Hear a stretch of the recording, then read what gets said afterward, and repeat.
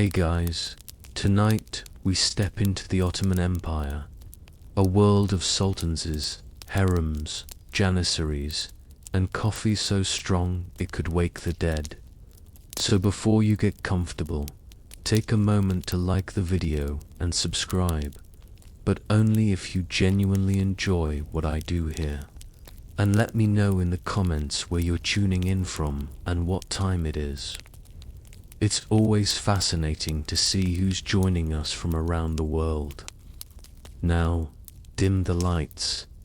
Maybe turn on a fan for that soft background hum. And let's ease into tonight's journey together. You open your eyes, and immediately you're disappointed. No marble halls, no golden domes, no silk curtains. Instead, you're lying on a straw mat in a drafty room that smells like damp wool and goat. If you're a peasant, which statistically you are, your palace consists of 4 mud walls, a smoke-stained ceiling, and livestock that act like they pay rent. The family goat is chewing on your only shirt. You sigh. Welcome to the Ottoman Empire. But maybe you think, I'll aim higher. I'll be a Janissary. Congratulations, you're still miserable. As a Janissary, you weren't even allowed to stay with your family. You were taken from them as a child through the Devshirami system, converted, trained, and molded into one of the Sultan's elite soldiers. Sounds prestigious, right? Until you realize you were basically kidnapped for the privilege of becoming state property. Your bed may be cleaner than a peasant's, but your alarm clock is a drill sergeant shouting at you in Turkish. And if you were born noble, don't get comfortable. Nobility in the Ottoman Empire was less cozy aristocracy and more walking target.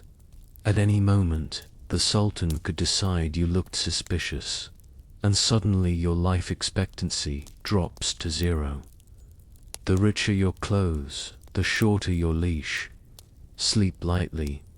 Silk bowstrings were made for more than tying packages. The point is, no matter where you start, you're waking up in someone else's palace. The Sultan owns the land. The soldiers, and effectively you. You don't wake up to think, what do I want to do today? You wake up to think, how do I avoid dying today? Breakfast, maybe. Bread if you're lucky, but don't expect variety. Comfort only if you enjoy flea bites. Privacy, forget it. Ottoman society wasn't designed for your convenience. It was designed for the state's stability, which means your personal happiness ranks somewhere below sharpening spears. So, there you are, first thing in the morning, hungry, itchy, and already nervous about the Sultan's mood. And you've only been awake for 10 minutes. Survive this long enough, and maybe you'll live to see lunch. Though, don't get your hopes up. You stumble out of bed, stomach growling, ready for breakfast. And by ready, I mean already disappointed. Forget eggs, cheese, or anything warm. In the Ottoman Empire, breakfast isn't a meal. It's a test of your will to live. If you're a peasant, congratulations, you get bread. Hard, dry bread. Bread that doubles as a weapon if you throw it hard enough. You might soften it in water or dip it in olive oil if you're lucky. But most mornings, it's just you, your jaw, and the challenge of not breaking your teeth before noon. Occasionally, someone brings out cheese or yogurt, but don't count on it. That's feast day material, not your average Tuesday. If you're in the city, you might catch the smell of something better. Flatbreads baking in clay ovens, sesame seeds sprinkled on top, maybe a few olives sold in the marketplace. You'll get hungry just walking by. But unless you have coins jingling in your purse, keep dreaming, because food markets in Istanbul were a paradise for the wealthy and a torture chamber for everyone else. Of course, if you're one of the lucky few serving in the palace kitchens, you'll actually see abundance. Honey, butter, fruits, even meat, but you won't eat it. That's for the Sultan and his court. You'll be carrying trays and wiping sweat, your nose filled with the smell of roasting lamb while you chew on, yes, more bread. And then there's coffee. Oh, glorious coffee. The Ottomans were among the first to truly embrace it, turning it into a social obsession. Strong, bitter black coffee poured into tiny cups. The smell alone could wake the dead. But here's the catch. Coffee wasn't always safe. Religious authorities occasionally banned it, calling it a sinful stimulant. Imagine risking prison because you needed a caffeine boost before work. One wrong sip and suddenly your morning latte is heresy.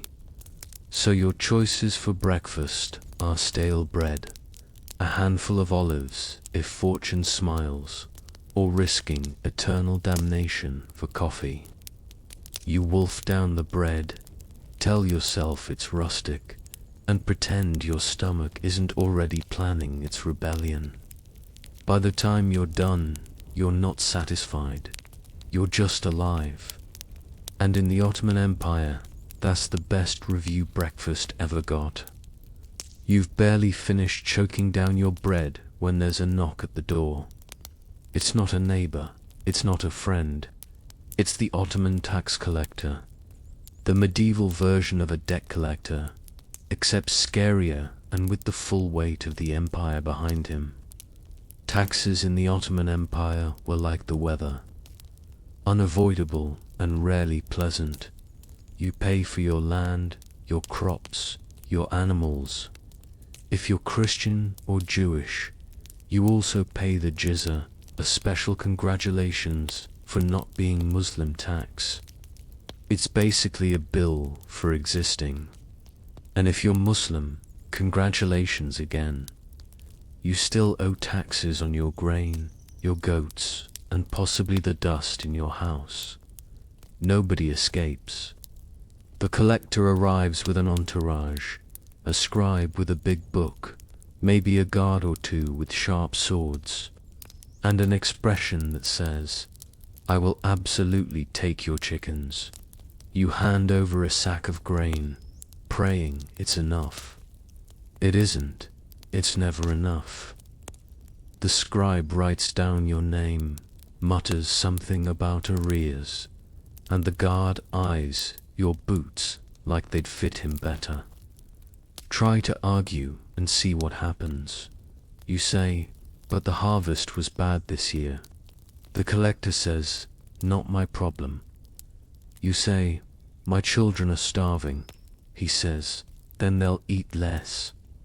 You say, "I have nothing left." He smiles and takes the goat. That goat was the only reason you had milk. Now you have nothing but a grudge and lactose deficiency. If you're really unlucky, the collector decides you're lying. Out come the beatings. Ottoman tax law had a wonderfully efficient system of encouragement. Hit the peasant until the money appears. Spoiler, it doesn't, but the bruisers do. City dwellers had it no easier. If you ran a shop in Istanbul, inspectors could show up unannounced, check your scales, accuse you of cheating, and fine you on the spot. Too poor to pay, they'd confiscate your goods. Too stubborn to cooperate, straight to jail. Congratulations, your humble spice stall just became state property. By the time the tax collector leaves, you're broke, barefoot and hungry again. You look at your family and smile weakly, as if to say, well, at least they didn't take the roof. The roof leaks, but hey, small victories. It's not even noon yet, and the Ottoman Empire has already reminded you who's boss. Spoiler, it isn't you. You've survived breakfast and the tax collector, but now comes the next joy of Ottoman life, religion as a billable service. The empire was proudly Islamic, but also ruled over millions of Christians and Jews. On paper, this meant toleration. In practice, it meant tolerated, but pay up. If you weren't Muslim, you got the privilege of paying the jizya, a special tax politely labeled as protection money. Protection from what? From the empire itself. Of course, it's the medieval version of the mafia. Nice house you've got here. Shame if someone confiscated it. You line up at the collector's table with your fellow villagers. The Muslims shuffle past with grumbling. Their taxes are bad enough, but when your turn comes, you get the extra bill. You fork over coins you don't have, smiling weakly while muttering prayers that the scribe does, accidentally write down a higher amount than you actually owe. Spoiler, he does. Some neighbors whisper about conversion. After all, if you embrace Islam, you dodge the jizya, but it's not a free pass.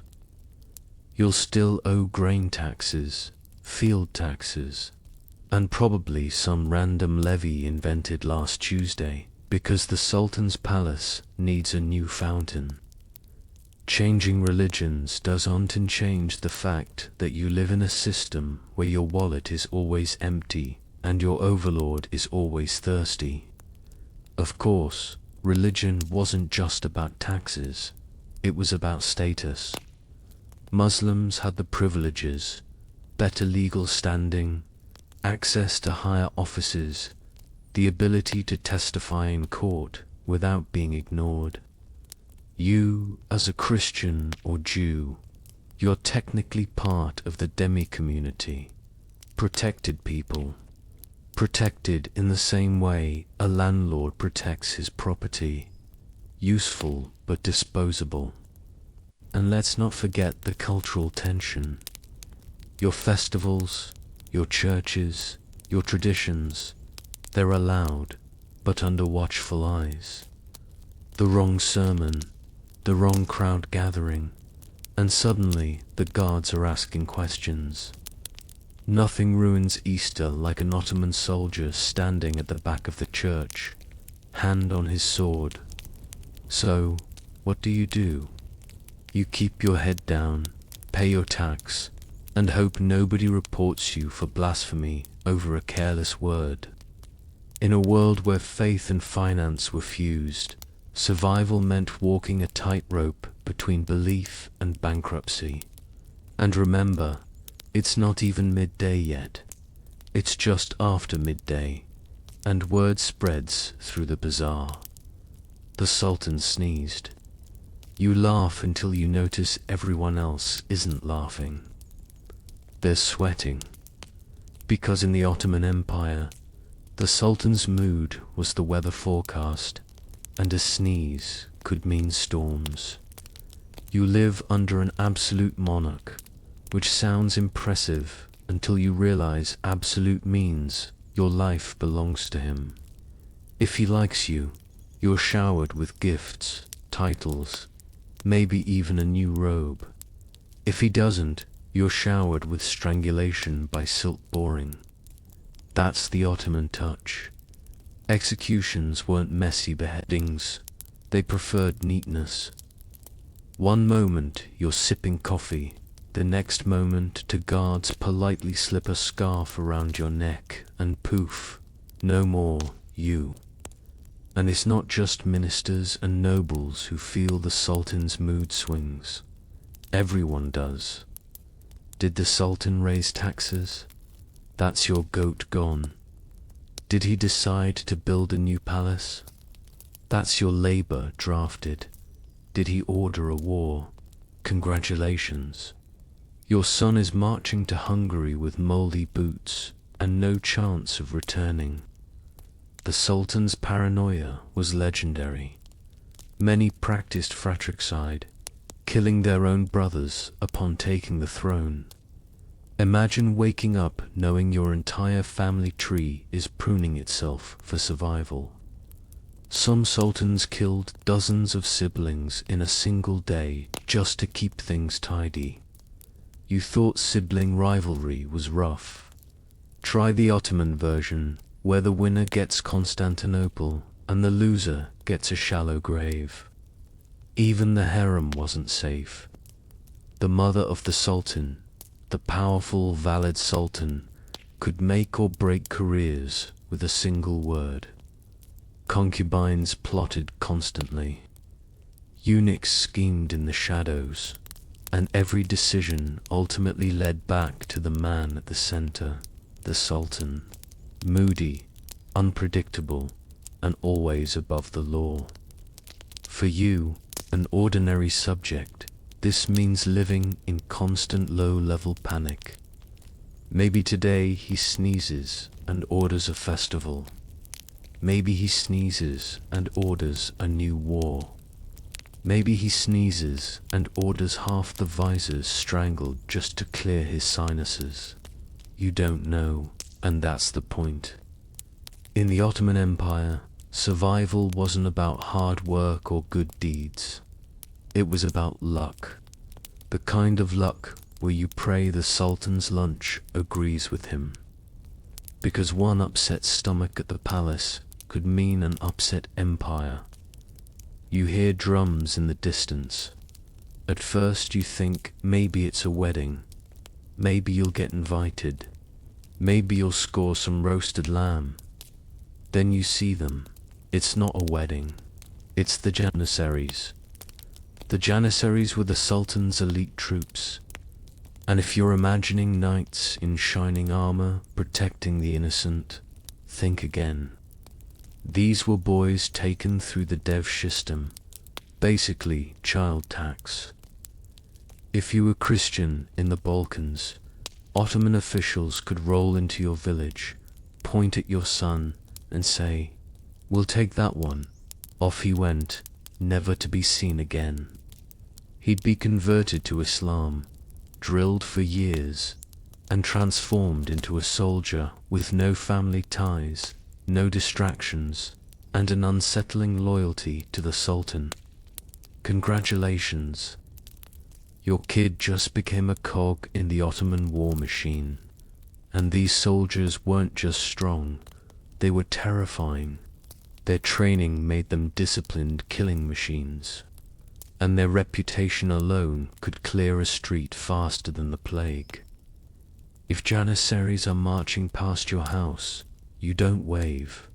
You hide behind the door and pray they're not in the mood to borrow your food. Being a Janissary wasn't all glory either. Sure, you got fine uniforms, steady pay, and the best weapons money could buy. But you were also forbidden from marrying or owning property for much of Ottoman history. Your life belonged to the barracks. Picture lifelong military service with none of the leave days. You fight, you march, you fight again. If the Sultan is generous, you get bonuses. If he isn't, you get mutiny. Yes, mutiny. The Janissaries eventually grew so powerful they could overthrow sultans. Imagine the very soldiers raised to be loyal watchdogs became the empire's biggest political bullies. One late paycheck, one unpopular law, and suddenly the Janissaries are storming the palace, deposing the Sultan and looting the treasury. For the ordinary citizen, this meant chaos. Burned shops, raided food stores, riots in the capital. For you standing in the street, watching their boots thunder past. It's not about admiration, it's about survival. Keep your eyes down, don't make a sound, and pray they don't decide you look suspicious. The Janissaries didn't need much of an excuse. So, no, this isn't a parade. It's a reminder that in the Ottoman Empire, the Sultan's fist came with drums, muskets, and soldiers who didn't remember their mothers' faces. And they definitely didn't care about yours. You're standing in the marketplace, stomach empty, taxes fresh out of your pocket, and Janissaries still echoing in your ears. You mutter under your breath, "This is unfair." Congratulations, you just committed career suicide. In the Ottoman Empire, complaining wasn't a hobby, it was a crime. Free speech wasn't free, it wasn't even discounted. The Sultan and his officials didn't want your hot takes on taxes, war, or bread prices. They wanted silence, obedience, and maybe your goat. One careless complaint could brand you a rebel, a heretic, or worse, a traitor. And traitors didn't get warnings, they got silk bowstrings. Imagine this. 2 polite palace guards show up at your door at night, smiling warmly, carrying what looks like a scarf. You think how thoughtful, then you realize it's for strangling you. Ottomans prided themselves on tidy executions. No blood, no mess, just a quiet removal, like taking out the trash. Even in casual conversation, you had to watch your tongue. Gossip at the coffee house, dangerous. Jokes about the Sultan, fatal. Complaints about Janissaries, that's suicide plus interest. The walls didn't just have ears. The barista pouring your coffee might be a snitch.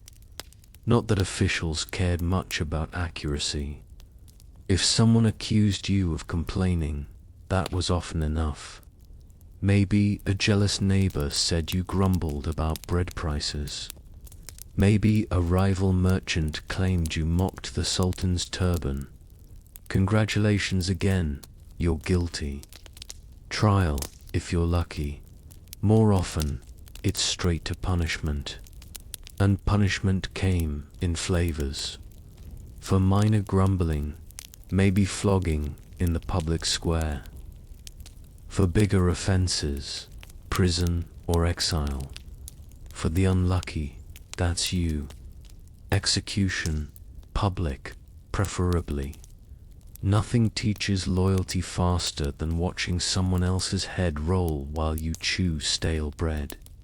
So, you learn to keep your mouth shut. You nod at officials, smile at guards, and say things like, "Yes, the tax system is very fair," while your insides scream otherwise. Survival means becoming fluent in hypocrisy. Because in the Ottoman Empire, complaining didn't change anything. It just changed your status from a live citizen to example for everyone else. And really, is that the hill you want to die on? Bread prices? After a long day of taxes, paranoia, and pretending the Sultan's sneeze didn't terrify you, you decide to relax. And in Ottoman cities, relaxation means one thing: the coffee house. At first, it feels like heaven. The air smells of roasted beans. Tiny cups of strong black coffee are passed around, and men are crowded at low tables, talking, playing backgammon, and arguing about poetry. For 5 minutes, you think, maybe this empire isn't so bad. Then you open your mouth. Coffee houses weren't just places to sip caffeine. They were political minefields disguised as social clubs. The Sultan's officials knew this too, which is why coffee houses were sometimes banned altogether. Authorities claimed coffee was a sinful stimulant. Translation: we don't like you peasants getting together and sharing ideas. Because once people with empty stomachs start gossiping about empty treasuries, rebellions usually follow. So you sip your cup carefully. The man across from you jokes. The Sultan spends more on turbans than soldiers. Everyone chuckles nervously, including you. Congratulations, you've just been implicated in treason. If the wrong ears heard that, you'd all be rounded up faster than the dice on your backgammon board. And those wrong ears are everywhere. Spies loved coffee houses. It was the perfect setup. Pour a cup, sit quietly, and collect gossip. The Sultan didn't need newspapers when he had an army of tattletales listening to peasants complain about bread, taxes, or the latest war. If your name ended up in their notes, good luck convincing anyone you were just kidding. Humor didn't exist in Ottoman law. Even when coffee wasn't banned, the authorities raided shops at random. Guards could storm in, flip tables, and drag out the loudest talkers. One day you're sipping coffee, the next you being interrogated in a dark cell about why you laughed too hard at a satirical poem. So you sit quietly, stirring your drink, trying not to look suspicious. But in the Ottoman Empire, silence could be suspicious too. If you weren't complaining, maybe you were plotting. If you were complaining, you were definitely plotting. Either way, you lose. You finish your cup, thank the host, and shuffle home, paranoid that half the room is following you. That's the Ottoman coffee house, a place where you went to wake up, but often ended up never waking up again. You've heard the rumors.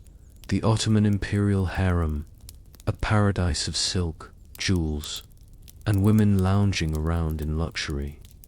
You picture fountains, music, and maybe grapes being fed to you. Wrong, very wrong. Let's say you're a concubine. You weren't invited here, you were brought. Maybe captured in war, maybe sold by your family. Maybe gifted to the Sultan like some bizarre fruit basket. You're dressed in fine clothes now. Yes, but those clothes are also prison uniforms. The harem is not freedom. It's a gilded cage with better curtains. Your day begins with lessons, music, embroidery, and etiquette. Then more lessons, politics, languages, and how not to get murdered by rivals. Because here's the catch. You're not competing for fun. You're competing for survival. The Sultan may choose you, or he may never look your way. If he does, congratulations. Your status skyrockets. If not, you're just another face in a crowded room waiting for time to swallow you whole. And the politics, they're brutal. Every concubine is scheming, whispering, bribing eunuchs, or slipping questionable herbs into rivals' food. One wrong move, and you don't just lose the Sultan's attention, you lose your life. Some concubines were retired to remote cloisters, which is a nice way of saying enjoy loneliness until you die. Others ended up poisoned, strangled, or simply gone. Then there's the Valde Sultan, the Sultan's mother. She runs the place like a CEO with zero tolerance for nonsense. One word from her and your future is sealed. She can make you Queen Mother, or she can make you yesterday's ashes. Best to stay on her good side, which is tricky since she doesn't actually have one. And don't think being a eunuch is better. Sure, you get to live in the palace, but only because you've been permanently disqualified from certain activities. Your job is guarding women who resent you, serving masters who distrust you, and enforcing rules you secretly wish didn't exist. You're less a person and more a lock on a door. So, no, the harem isn't the fantasy paradise of paintings and legends. It's politics, poison, and paranoia, dressed up in silk robes. You thought it was sexy. Turns out it's just survival with better furniture. After watching the harem eat itself alive, you decide maybe politics is safer.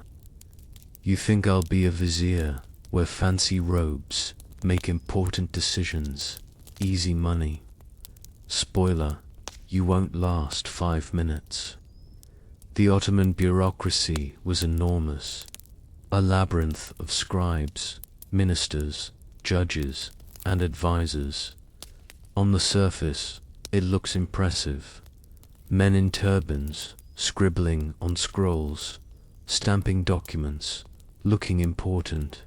But underneath, it's a minefield. One wrong suggestion and you're not promoted, you're executed. Let's say you make it into the Dean, the Imperial Council. You sit across from the Grand Vizier himself, the Sultan's right-hand man. Everyone whispers that he's basically the second most powerful person in the empire.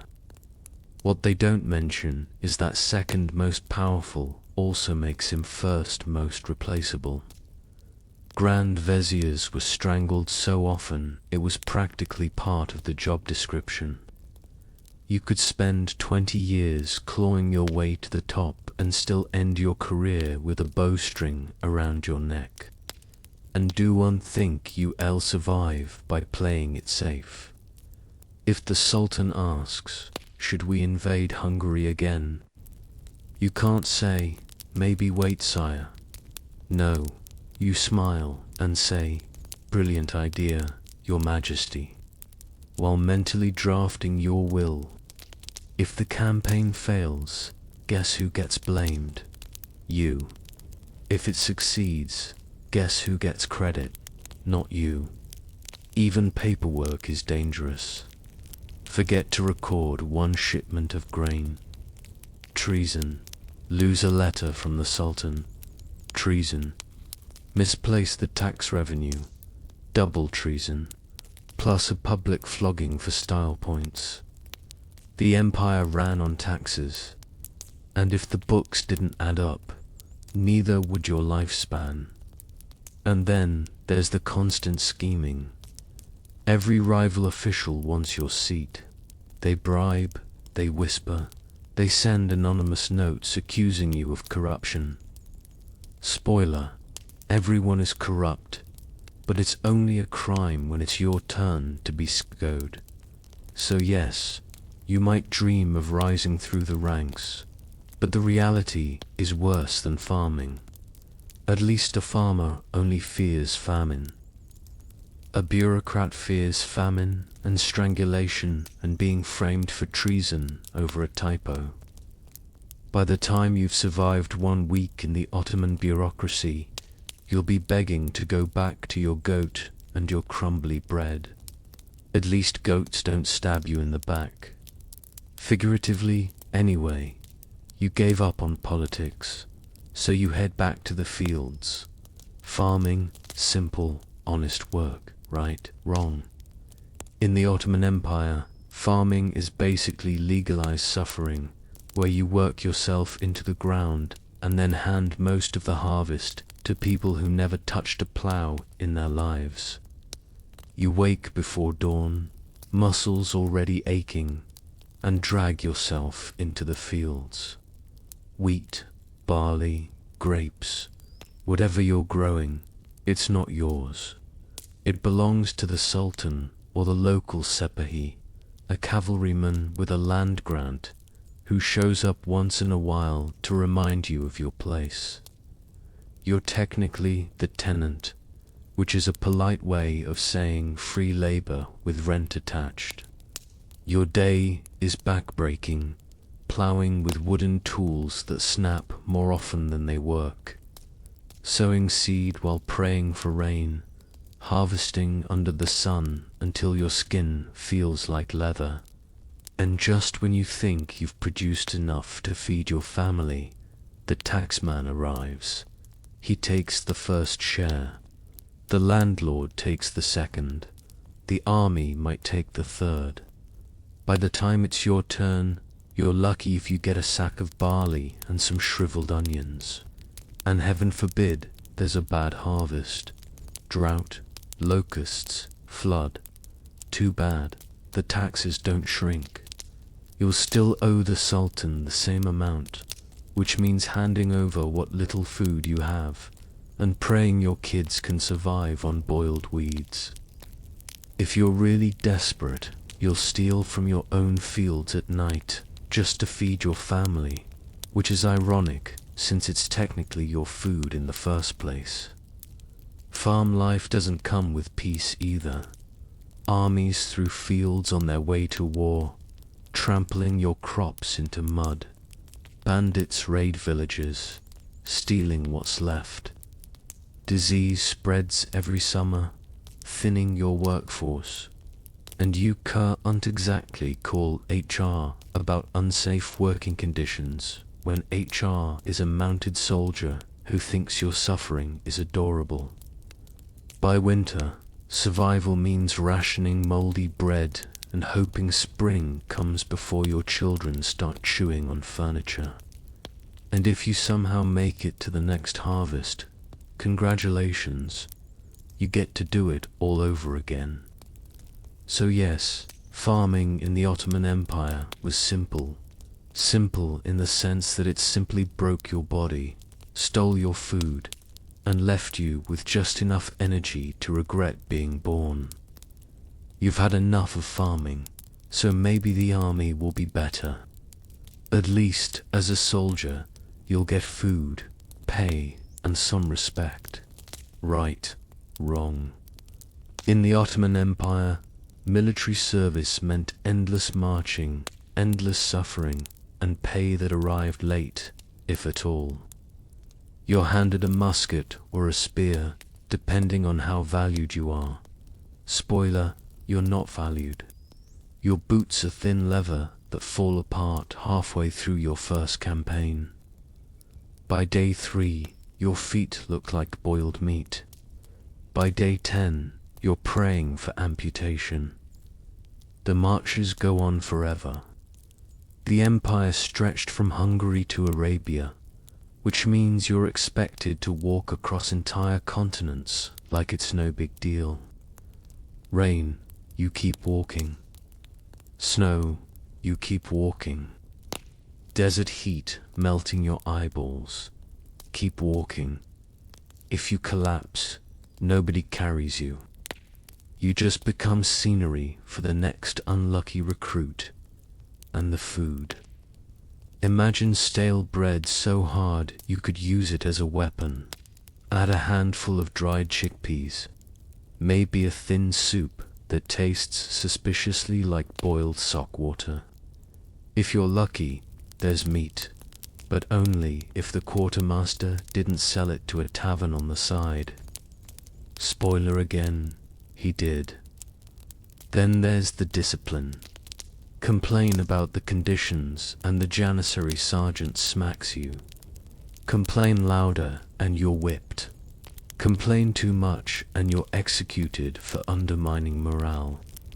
Nothing says team spirit like watching your buddy get strangled because he dared to say the bread was moldy. And when you finally reach the battlefield, you realize the march was the easy part. You're shoved into the front lines against armored knights, cannon fire, or angry peasants with pitchforks who'd rather die than pay Ottoman taxes. The Janissaries behind you make sure you don't run. It's not bravery keeping you in formation. It's the knowledge that you'll be killed faster by your own side than by the enemy. Even victories aren't sweet. If you win, you get maybe a few coins, some loot, and a new pair of boots, which fall apart just as quickly as the last ones. If you lose, you don't come back. Simple as that. You think to yourself, maybe I'll bend the rules a little. Everyone else does. Bad idea. In the Ottoman Empire, crime and punishment wasn't a legal system. It was a horror show with better costumes. Let's say you steal something small, like a loaf of bread. In modern times, maybe you'd get a slap on the wrist. In the Ottoman Empire, you're about to lose the whole hand. Theft was met with amputation. Neat, tidy, and effective. After all, it's hard to steal again when you can't hold anything. What if you lied in court? Simple flogging. Public, noisy, humiliating flogging. The idea was that pain builds character, but mostly it just builds scars. And if you were caught cheating in the marketplace, inspectors didn't just fine you. They could nail your ear to your stall as a warning. Congratulations, you're now part of the shop's decor. Bigger crimes like treason required bigger drama. Forget long speeches or drawn-out trials. The Ottomans had a favorite method: strangulation with a silk boring. Why silk? Because blood was messy, and the Sultan liked things neat. Imagine two smiling palace guards politely wrapping silk around your neck. No guillotine, no axe, just luxury suffocation. Blasphemy that could get you burned or exiled depending on the mood of the court. Insult the Sultan, immediate death. Accidentally bump into the wrong Janissary in the street, also possibly death. Honestly, in the Ottoman Empire, everything felt like it could get you killed. You could probably die for sneezing too close to a mosque on a Friday. And then there were examples. Sometimes punishments weren't about justice at all. They were about spectacle. A thief might be paraded through the streets before execution. A rebel's head might be displayed on a spike. And traitors were sometimes buried alive. Nothing says don't try this at home like a body rotting on the city gates. Of course, punishments weren't always fair. Bribe the right official and your crimes disappeared. Annoy the wrong official and suddenly you're guilty of crimes you didn't commit. The system was less rule of law and more roulette with your life as the bet. At last, the sun sets. You survived the taxes, the gossip, the Sultan's sneeze, and even the Janissaries stomping through town. You flop onto your straw mat, desperate for rest. Surely, finally, you'll get a moment of peace. But no, just as your eyelids droop, the drums begin. War drums, parade drums, ceremonial drums. In the Ottoman Empire, there was always a drum. The Janissaries loved them. The palace loved them. Even the neighborhood loved them because nothing says relaxing evening like a pounding rhythm that reminds you your life belongs to the empire. You pull a blanket over your head, but it doesn't help. The drums echo through every alley, bounce off every wall, and lodge themselves in your skull. You can't sleep through them. You can barely think through them. But that's the point. They aren't just instruments. They're announcements. They tell you the army is moving, the Sultan is celebrating, or that something very important is happening that you're not invited to, but will definitely pay for later. And it's not just drums. The muezzin calls to prayer echo 5 times a day, including before dawn. The markets never shut up. Even the neighbor's goat seems to be rehearsing for a solo. Ottoman cities were alive, yes, but alive in the sense of never shutting up, ever. Maybe you think, fine, I'll move to the countryside. It's quieter there. Wrong. Out in the villages, you're haunted by different sounds. Wolves in the woods, soldiers marching past on campaign, or the tax collector's horse approaching in the dead of night. The only quiet you'll hear is when your food runs out and your stomach growls louder than anything else. So you toss and turn. Every creak of wood makes you think of guards. Every beat of the drum makes you wonder. War, a festival, another sultan sneeze that turned into a national event. You don't know, and that's the worst part, the uncertainty.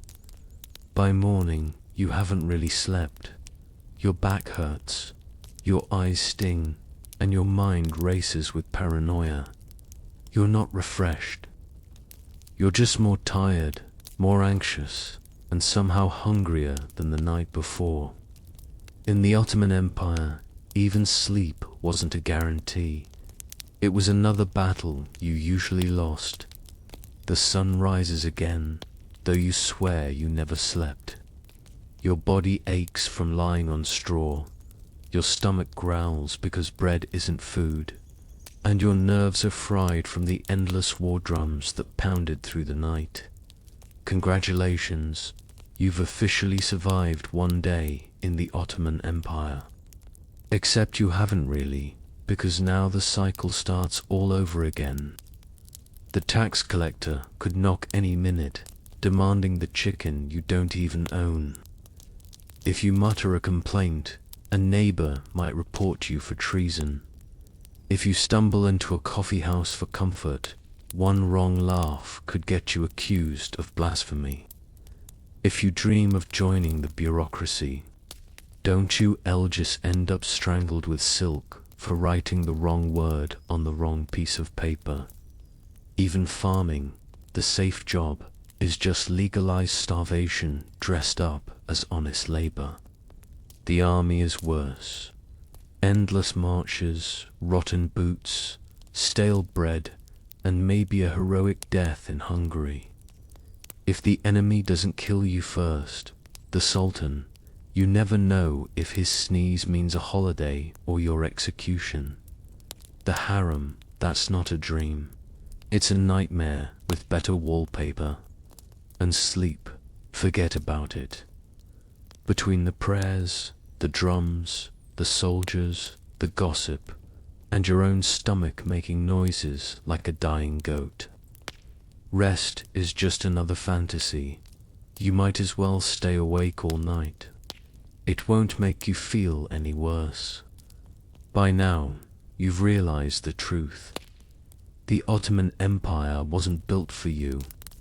It was built for the Sultan, the army, and the bureaucracy that squeezed you like a lemon until there was nothing left to give. You're not a citizen. You're a resource. A very tired, underfed, paranoid resource. So, when the morning light creeps through the cracks in your wall and you drag yourself up for another round of bread, taxes, and fear, you know deep down you wouldn't last another day. Honestly, you barely survived this one. Life in the Ottoman Empire wasn't about living. It was about avoiding death long enough to hand over your last goat. And odds are you already failed. So yes, the history books talk about glorious palaces, mighty armies, and golden ages. But you're just the exhausted peasant in the footnotes. Step into a medieval castle and you'll find grandeur in the great hall, tapestries hanging on stone walls, and soldiers standing at the ready. But eventually, Someone had to ask the most practical of questions. Where did everyone go to the toilet? The answer, at least for the wealthy, was the guardrobe. A small chamber built into the castle walls, usually overhanging a moat or ditch. To the medieval mind, this was considered a convenience bordering on luxury. A guardrobe wasn't a toilet as we think of it today. Instead, it was a stone or wooden seat with a hole cut into it, leading directly down the outer wall. Whatever you left behind dropped straight into the moat, a pit, or sometimes onto unsuspecting invaders. That's right, castles didn't just use their toilets for hygiene. They occasionally turned them into part of their defense system.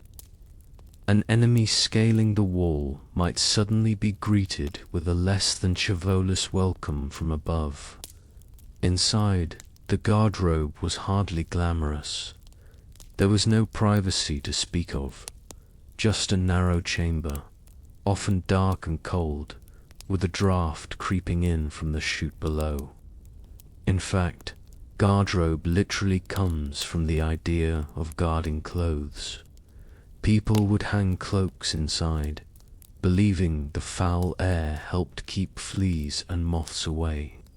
So while you relieved yourself, your garments were supposedly being purified by the stench. Practical, perhaps. Pleasant. Absolutely not. The smell was constant, and the sanitation questionable. Waste didn't just vanish, it collected below, sometimes making the moat a foul-smelling cesspit. During sieges, when waste disposal became impossible, the odor could grow unbearable and disease could spread quickly. Imagine knights preparing for battle while holding their noses against the stench rising from their own castle walls. Still, compared to peasants who squatted in fields or shared communal pits, a guardrobe was a step above. For nobles, it meant a designated space, private enough, sturdy enough, and even useful as part of the castle's architecture. It was both a privilege and a reminder that medieval luxury often came with a side of filth. In the end, the guardrobe was less about comfort and more about function. It symbolized how medieval society dealt with life's most basic need, not by eliminating the problem, but by dropping it on the other side of the wall and hoping it stayed there. If the guardby was the castle's version of high-class sanitation, then communal privies were the reality for townsfolk and peasants. Forget privacy. In the Middle Ages, using the toilet was often a shared experience, and that meant sitting shoulder to shoulder with your neighbors. These privies were essentially long benches with multiple holes carved in a row built over pits or streams. Some could seat a dozen people at once. Conversation wasn't just possible, it was almost unavoidable. The logic behind communal privies was straightforward. In growing medieval towns, thousands of people lived within cramped walls. There simply wasn't space for each household to dig its own latrine. Instead, city authorities built large shared facilities, sometimes maintained by guilds or even monasteries. In fact, monks were among the first to organize such spaces, building long stone-lined latrines that emptied into flowing water. Sanitation may have been the goal, but the outcome wasn't always pleasant. Imagine the smell of dozens of people using the same pit every day, combined with the lack of proper cleaning. Waste would pile up, seep into the soil, or overflow into streets when neglected. During rains, runoff could carry filth into wells or rivers, contaminating the very water people drank. Unsurprisingly, Outbreaks of dysentery and other diseases often followed. A bad privy wasn't just disgusting, it was deadly. And yet, for many medieval townsfolk, the communal privy was still better than the alternative. Human waste dumped into streets, alleys, or chamber pots flung from windows could choke a city with filth. At least a communal privy gathered the problem in one place.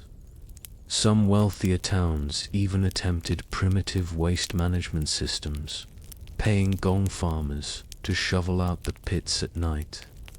These men, often working in near darkness, hauled barrels of waste beyond the city walls to be buried, an unenviable but essential job. Despite the hazards, communal privies were social hubs in their own way. Gossip spread as quickly there as in the marketplace.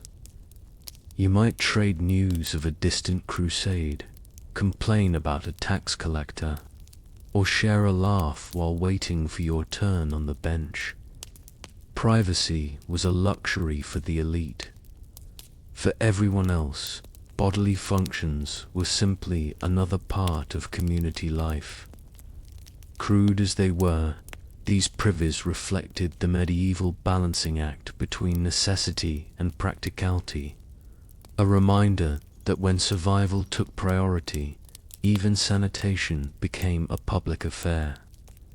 If castles had garde-robes and towns had communal privies, the average medieval street was still the final destination for much of Europe's waste. The truth is, sanitation systems were inconsistent, and for many, the simplest solution was to throw it all out the window. Chamber pots were the most common household toilet. At night you did your business, and in the morning you or your servant would toss the contents into the street with a quick warning cry. In France, guard low, watch out for the water. Few people listened, and fewer dodged in time. The result was a stinking mixture of human waste, animal manure, food scraps, and whatever else people discarded. Streets often doubled as open sewers, with runoff slowly trickling down toward rivers or ditches. In wealthier towns, some streets had shallow stone channels designed to carry waste away. But these were rarely cleaned, and the stench lingered year-round. Imagine walking through a crowded market while carefully avoiding puddles of filth underfoot. That was daily life in medieval cities. The situation worsened because animals shared the streets. Horses, oxmen, donkeys, and pigs all left behind their own contributions. By some estimates, the dung of a single horse could pile up to over 10 a day. Multiply that by dozens of animals moving through a busy street, and it's easy to picture why sanitation became a nightmare. Shoes weren't just for style, they were shields against disease.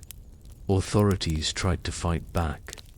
City councils issued regulations, fining citizens for tossing waste too carelessly or for letting pigs roam free. Some towns even appointed officials to supervise street cleaning. Yet enforcement was patchy, and medieval infrastructure couldn't keep up with the growing population. Public health crises like outbreaks of dysentery, typhoid, and plague thrived in these conditions. The Black Death itself spread partly due to unsanitary streets where rats and fleas found perfect breeding grounds. Despite the filth, people adapted. Wooden walkways sometimes ran along the worst-smelling alleys, and wealthier households hired servants to discreetly dispose of waste in fields outside town.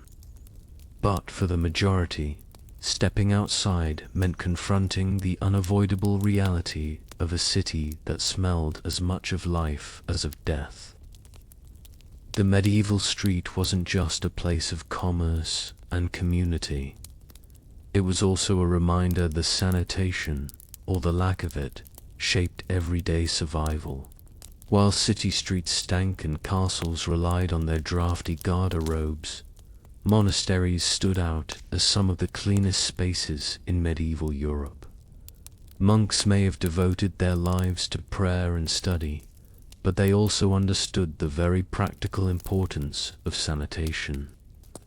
A monastery was a self-contained world with its own water supply, kitchens, dormitories, and yes, toilets. These weren't simply for convenience. They reflected a belief that cleanliness was linked to godliness. Many monasteries built long stone-lined latrines, often called rereats, attached directly to the dormitory. Picture a row of wooden seats over a running water channel, designed so that waste was carried away downstream. Compared to the foul pits of towns, this was a remarkable innovation. Monks could relieve themselves in relative privacy, while water flow kept the facilities from becoming unbearable. In fact, some orders, like the Cistercians, became famous for their advanced use of water engineering, diverting streams not only for toilets, but also for mills and fish ponds. Of course, clean is relative. While monasteries had a better system, the smell didn't vanish, and disease still lingered in close quarters. Still, compared to the chaos outside the cloister walls, monasteries were sanitary havens. Their systems even influenced later medieval urban planning, as towns sought to imitate monastic waterworks for public use. Sanitation in monasteries wasn't just practical, it carried a moral weight. Monks believed that idleness was dangerous for the soul, and cleanliness was a form of discipline. Maintaining the erota, sweeping cloisters, or ensuring water channels were clear, all became acts of service to God. The physical act of keeping waste away symbolized spiritual purification. Interestingly, monks had to follow strict rules about when and how they used the latrine. Silence was often enforced, and talking while using the facilities was frowned upon. This stood in stark contrast to the lively chatter of communal town privies. For monks, even relieving oneself was to be done with humility and restraint. Monasteries reveal a medieval paradox. While most of Europe struggled with filth, the Church, often criticized for its wealth, pioneered some of the most advanced sanitary practices of the age. Their redaughters were not only practical, but also deeply symbolic, blending the physical needs of the body with the spiritual discipline of the soul. If monasteries had their water channels and castles had their guard-robes, someone still had to deal with what piled up in the cesspits of towns and cities. Enter the gong farmers, also known as nightmen, the unsung and often unwanted heroes of medieval sanitation. Their job was simple in theory, but horrific in practice. Digging out human waste from privy pits, cesspools, and sewers. The word gong didn't mean a bell, it meant filth, and that's exactly what these men waded into. By law, gong farmers worked only at night when the streets were quieter and the smell slightly less offensive.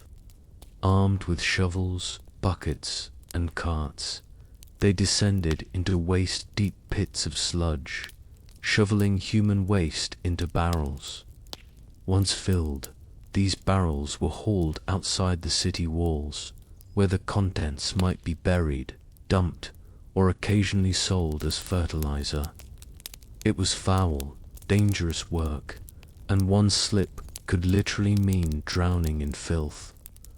Despite the disgust their trade inspired, gong farmers were necessary. Without them, cities would have drowned in their own waste far faster than they already did.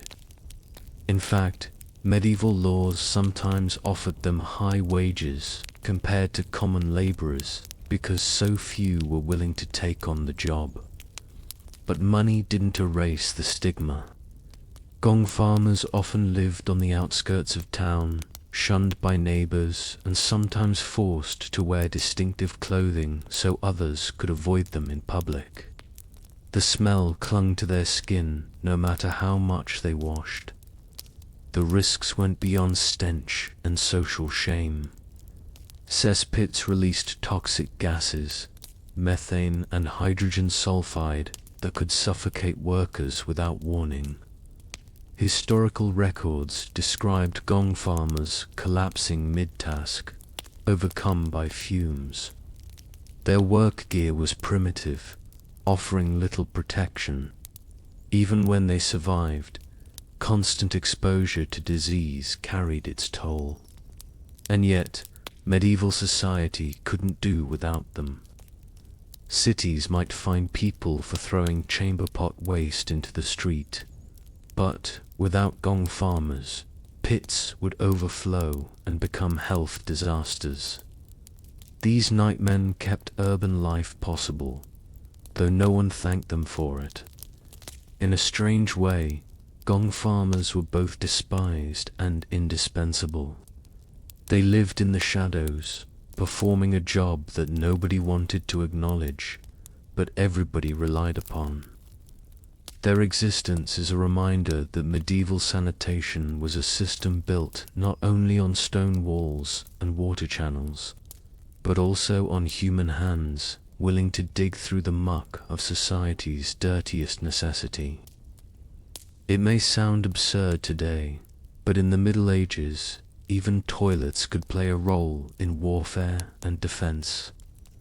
Castles weren't just military fortresses. They were also homes and guardrobes. Those narrow latrine chambers built into walls became both a practical feature and a potential weak point in a siege. For the defenders, guardrobes had an unintentional advantage. Waste often fell directly into the moat or onto the ground below. An unlucky attacker scaling the wall might find himself showered with more than arrows. Chroniclers joke about defenders deliberately emptying chamber pots onto enemies. And while it sounds like slapstick humor, it was also psychological warfare. Few things demoralized a soldier faster than being drenched in filth before even reaching the battlements. But garde-robes were double-edged swords. From an engineering perspective, cutting a chute through thick stone walls created a weak spot. Some attackers quickly realized that garde-robes could serve as secret entry points. The hole at the bottom, usually large enough for waste to flow freely, was sometimes big enough for a man to squeeze through. In 1204, during the siege of Chateau Gallard in France, attackers are said to have entered the fortress through the guard chute, bypassing the outer defenses entirely. What was meant for waste disposal became a back door for invaders. This risk didn't go unnoticed by medieval architects. As castles evolved, some guardrobes were built to drop waste directly into moats filled with water, making them harder to climb. Others were angled sharply downward, so anyone attempting to crawl inside would meet a sheer, slippery shaft of stone. Still, the vulnerability remained, and seasoned defenders kept a wary eye on their own latrines. Beyond strategy, guard-robes symbolized the medieval blending of everyday life with defense. A castle wasn't just a military base. It was a small city where cooking, sleeping, praying, and relieving oneself all had to fit within thick walls designed to withstand siege engines. The garderobe is a reminder that even the most mundane human necessity could turn into a matter of life, death, and military ingenuity. So the next time you picture a knight in shining armor storming a fortress, remember that he might have been battling not only arrows and boiling oil, but also the castle's less glamorous waste disposal system raining down from above, while nobles had guard robes and townsfolk made do with communal privies. The vast majority of medieval people, peasants, had to take care of business in the most basic way possible wherever they could. For those living in the countryside, the toilet was rarely more than a patch of open ground, the edge of a field, or the bank of a river. Nature itself served as the medieval peasants' restroom. A common practice was to squat in fields, especially those not currently used for crops. In some cases, waste wasn't just discarded, it was deliberately left to act as fertilizer. This was risky, of course, since untreated human waste could spread parasites and disease. But with little scientific understanding of hygiene, peasants often saw it as simply part of the cycle of life. Livestock manure was already used for enriching soil, so human contributions weren't viewed much differently. Rivers and streams offered another option, easy, quick, and free-flowing. Waterways carried waste away, but they also carried it into the same streams where peasants washed clothes, fetched water, or bathed. The line between clean and dirty water was blurry at best, and outbreaks of disease often followed. Yet, to a medieval villager with no access to organized sanitation, this was the only practical solution. Makeshift latrines also existed. A shallow pit might be dug near a home and covered once full, but this required effort and space, which not all peasants had. More often, people simply relieved themselves outdoors, sometimes in the company of neighbors. Privacy was a luxury. The idea of needing a locked door or a personal chamber for such things was foreign to most rural folk. Despite the filth, peasants adapted with humor and resilience. Folk sayings and jokes about bodily functions were common, perhaps as a way of making light of a daily necessity. Children, unsurprisingly, were often tasked with emptying chamber pots.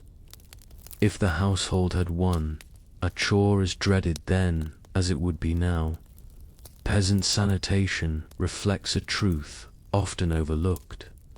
While castles and monasteries left behind stone ruins and records of innovation, most of medieval Europe relieved itself in fields and rivers, leaving little behind but a story of practicality over comfort.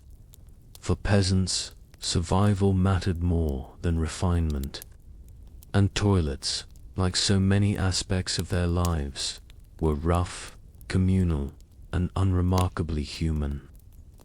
Toilets in the Middle Ages weren't only about convenience, they were deeply tied to how people understood health and disease. Medieval medicine revolved around the theory of the four humours: blood, phlegm, yellow bile, and black bile. Physicians believed that sickness came from imbalances in these fluids, and waste leaving the body was considered a vital sign of whether balance was being maintained. In other words, excrement was both feared and studied. Doctors sometimes examined urine, feces, and even the smell of waste to diagnose illnesses. Uroscopy, the examination of urine became an entire field of study. Physicians carried charts of colors and textures, comparing samples in glass flasks. A deep yellow liquid might mean dehydration, while cloudiness suggested an infection. The toilet, or whatever passed for one, was not just a place of relief, but also a stage where health revealed itself. But alongside this proto-scientific approach, superstition thrived. People believed that bad smells carried disease, a theory called miasma. Since privies and cesspits were among the foulest smelling places, they were often blamed for outbreaks. Communities burned herbs or carried scented flowers to ward off bad air. While miasma theory was incorrect, it wasn't entirely useless. At least it encouraged efforts to mask or avoid filth. Superstitions went further. Some thought that demons lurked in latrines, ready to strike when a person was most vulnerable. Folktales warned children against lingering too long over pits or streams. Others claimed that witches could use waste in curses, stealing bits of hair, urine, or feces to cast spells. The toilet, in this sense, was both a practical necessity and a spiritual danger. In monasteries, the act of relieving oneself was treated with solemnity, as if even the body's most basic needs could affect the soul.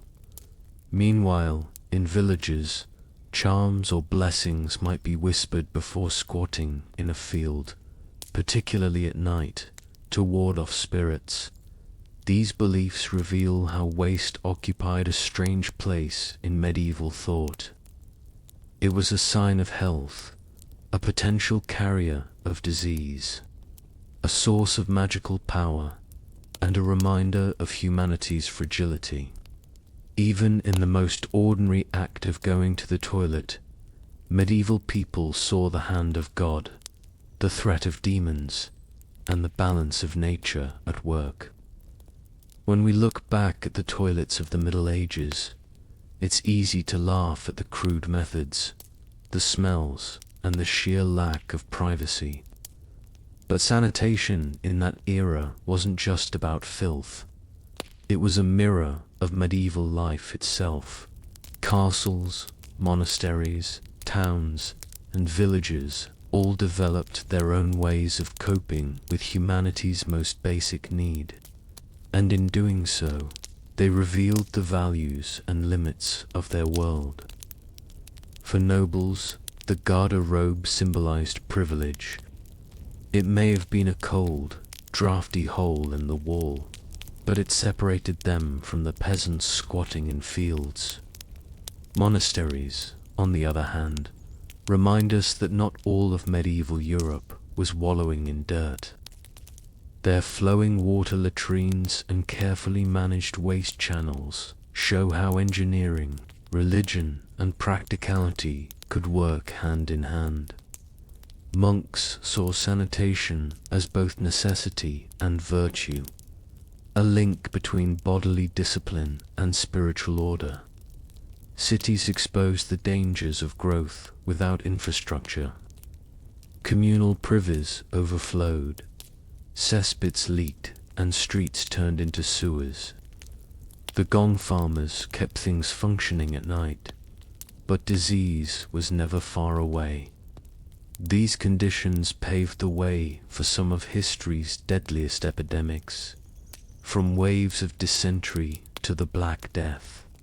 In this sense, toilets, or the lack of them, shaped the fate of entire populations.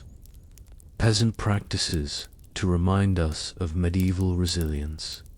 Fields doubled as toilets, rivers carried away waste, and humor softened the indignity. For them, sanitation was never about luxury. It was about survival, practicality, and making do with whatever nature provided.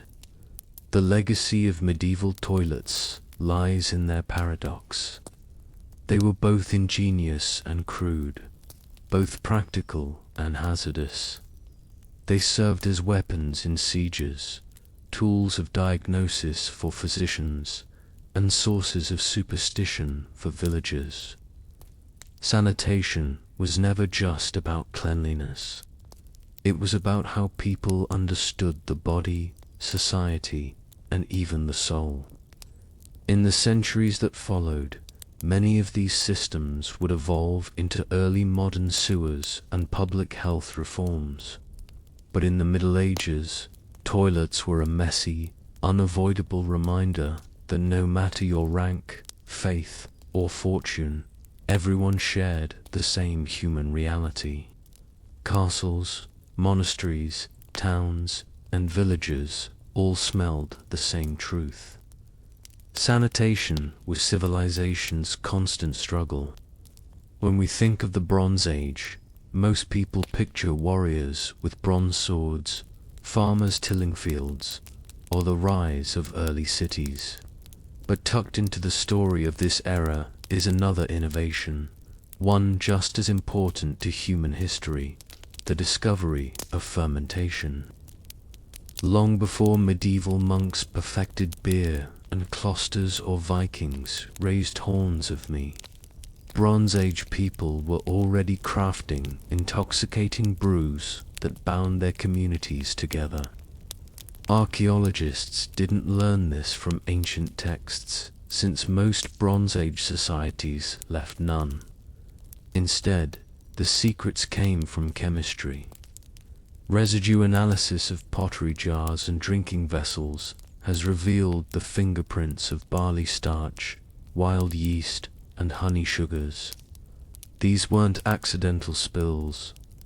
They were the remnants of early brewing experiments, proving that Bronze Age people understood, at least in practice, how to harness fermentation. But what exactly did their drinks taste like? Forget the golden filtered beers of today. Bronze Age beer was thick and cloudy, more like a liquid bread than a refreshing lager. Grains were mashed and left to ferment in large communal vats. Sometimes honey or herbs were added, creating primitive mead or spiced ales. The result was mildly alcoholic, nutritious, and unpredictable. Each batch could vary wildly depending on the water, the grain, and the whims of wild yeast. And yet, these brews mattered. Alcohol offered more than a buzz. It preserved calories in a stable form and provided safe hydration when water sources were questionable. In small doses, it had antiseptic qualities, killing off microbes that plagued early settlements. To drink together was to share trust. Each sip showed that you belonged at the table, part of the group. More than that, brewing revealed a shift in human priorities. By the Bronze Age, people weren't just farming to survive. They were farming to create surpluses, which meant they could afford luxuries like fermented drinks. Beer and mead weren't about bare survival. They were about culture, ritual, and even identity. To brew was to signal prosperity, to show that your community had enough grain to eat and enough left over to drink. So, while bronze weapons and plows might symbolize the technology of the age, the humble brewing jar tells another story. Civilization wasn't just forged in metal and fire. It was also fermented in clay pots, where grain and honey transformed into the first intoxicating drinks of human history. If Bronze Age brewing gave people their first intoxicating drinks, the feast gave those drinks a purpose. Across Europe and the Near East, archaeologists have uncovered vast communal halls and open-air sites littered with animal bones, drinking vessels, and fire pits. These were not everyday meals. They were carefully staged events, moments when communities came together to eat, drink, and reaffirm their bonds. A feast was more than just a party. It was a political tool. Chieftains and emerging elites used the abundance of food and alcohol to display their wealth and generosity. By slaughtering dozens of cattle or pouring out honey for all to share, they signaled that they had control over resources and that they could afford to give them away. Guests in turn were reminded of who held power. In a world without written contracts or governments, the feast was a living contract sealed not with ink, but with wine, meat, and laughter. Alcohol played a central role in these gatherings. Drinking together blurred boundaries between rich and poor, host and guest. Anthropologists call this commensality, the act of eating and drinking together as equals. But make no mistake, equality had limits. Who sat closest to the host, who received the choicest cut of meat, and who drank first from the communal cup, all carried social meaning. Every bite and sip reinforced hierarchy, even while creating the illusion of shared unity. Feasts also carried ritual significance. In many cases, offerings of food and drink were made to gods or ancestors before the first cup was raised. Some vessels discovered in burial sites show that feasting continued even in death. To drink from a communal jar was to connect with both the living and the dead, weaving spirituality into intoxication. These events could last for days, filled with music, dancing, and storytelling around roaring fires. They weren't just entertainment. They were cultural glue for communities spread thin across valleys and mountains. The feast was a chance to see distant kin, forge alliances, and gossip about who was rising or falling in status. In short, the Bronze Age feast was where politics, ritual, and pleasure met. It wasn't simply about filling bellies. It was about filling the social order with meaning, binding people together one drink at a time. If the Bronze Age feast was the stage, then its star performers were the ingredients that made early brews possible. Archaeology has shown us that Bronze Age people experimented widely with barley, wheat, honey, herbs, and even fruits to create their intoxicating concoctions. Each ingredient carried not just flavor, but also cultural weight. Barley was the backbone of most Bronze Age beers. It was hardy, adaptable, and produced the starches that yeast could easily convert into alcohol. Barley wasn't just food. It was a symbol of fertility and prosperity. To transform it into beer was to turn a staple crop into a luxury, proof that your community had more than enough to survive. Wheat, meanwhile, often made brews smoother and more palatable, though it was less common than barley.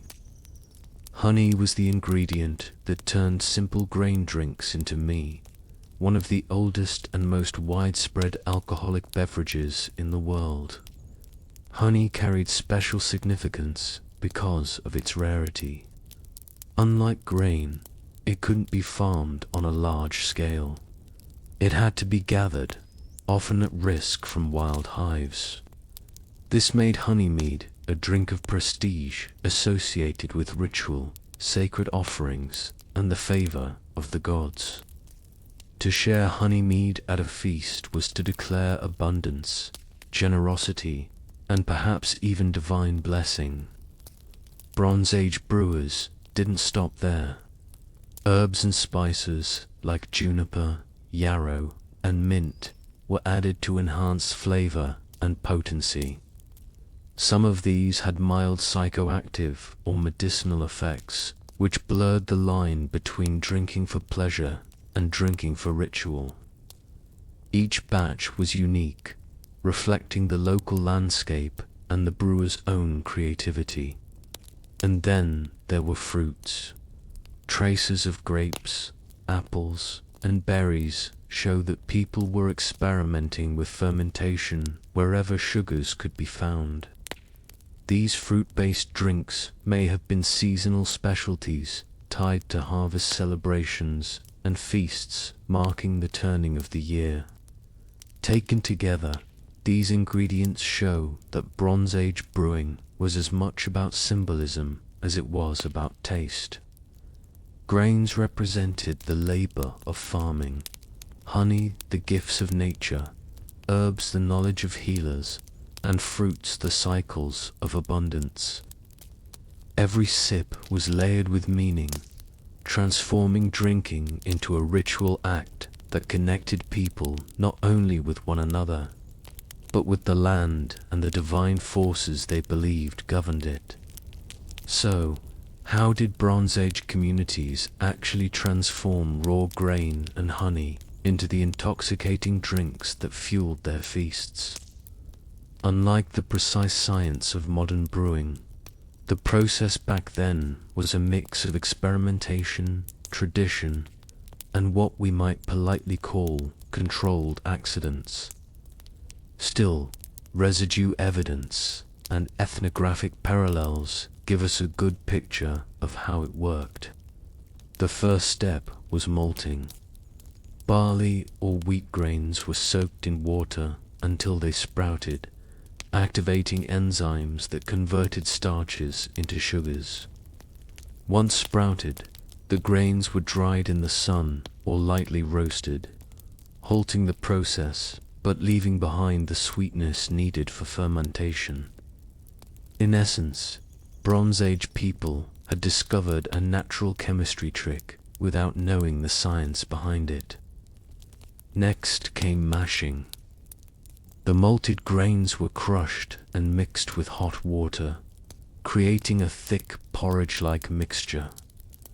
This slurry was often heated in large clay or bronze vessels, sometimes with hot stones dropped in from the fire. The heat extracted more sugars, which would later feed the wild yeast. To our modern eyes, it might have looked more like cooking soup than brewing beer. Then came fermentation, the magical stage when microbes did the work.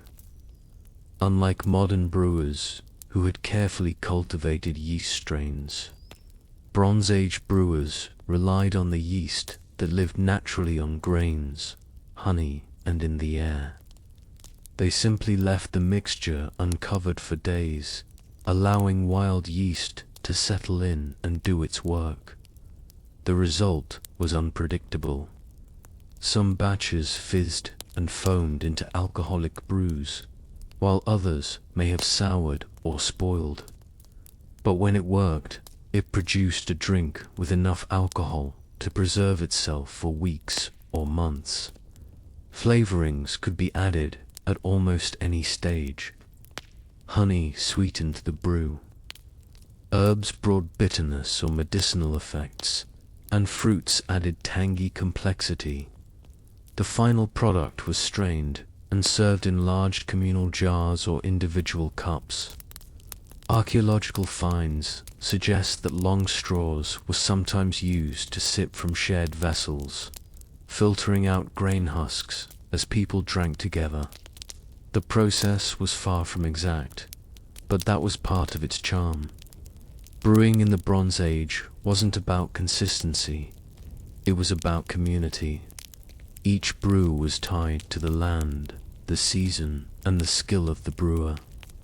Every feast brought a slightly new flavor, a slightly different buzz, and the shared joy of transforming humble crops into something extraordinary. If brewing was the craft, then the feasting hall was the theater where the performance unfolded.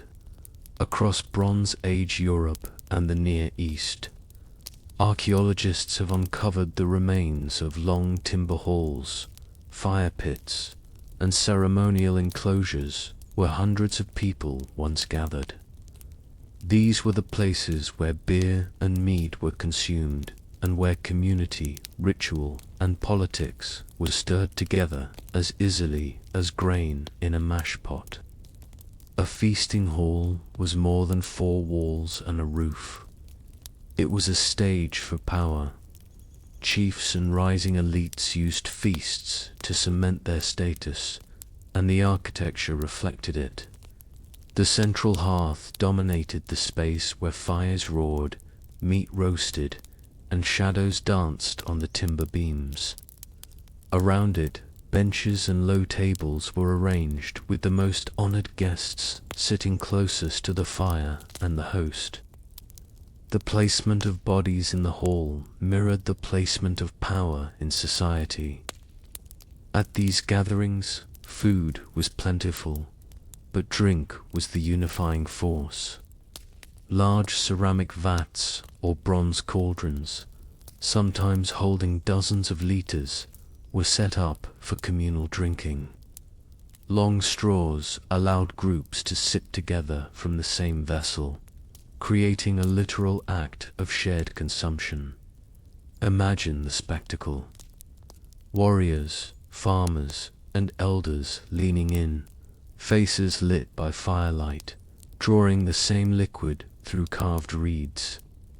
In that moment, hierarchy blurred and intoxication bound them as one.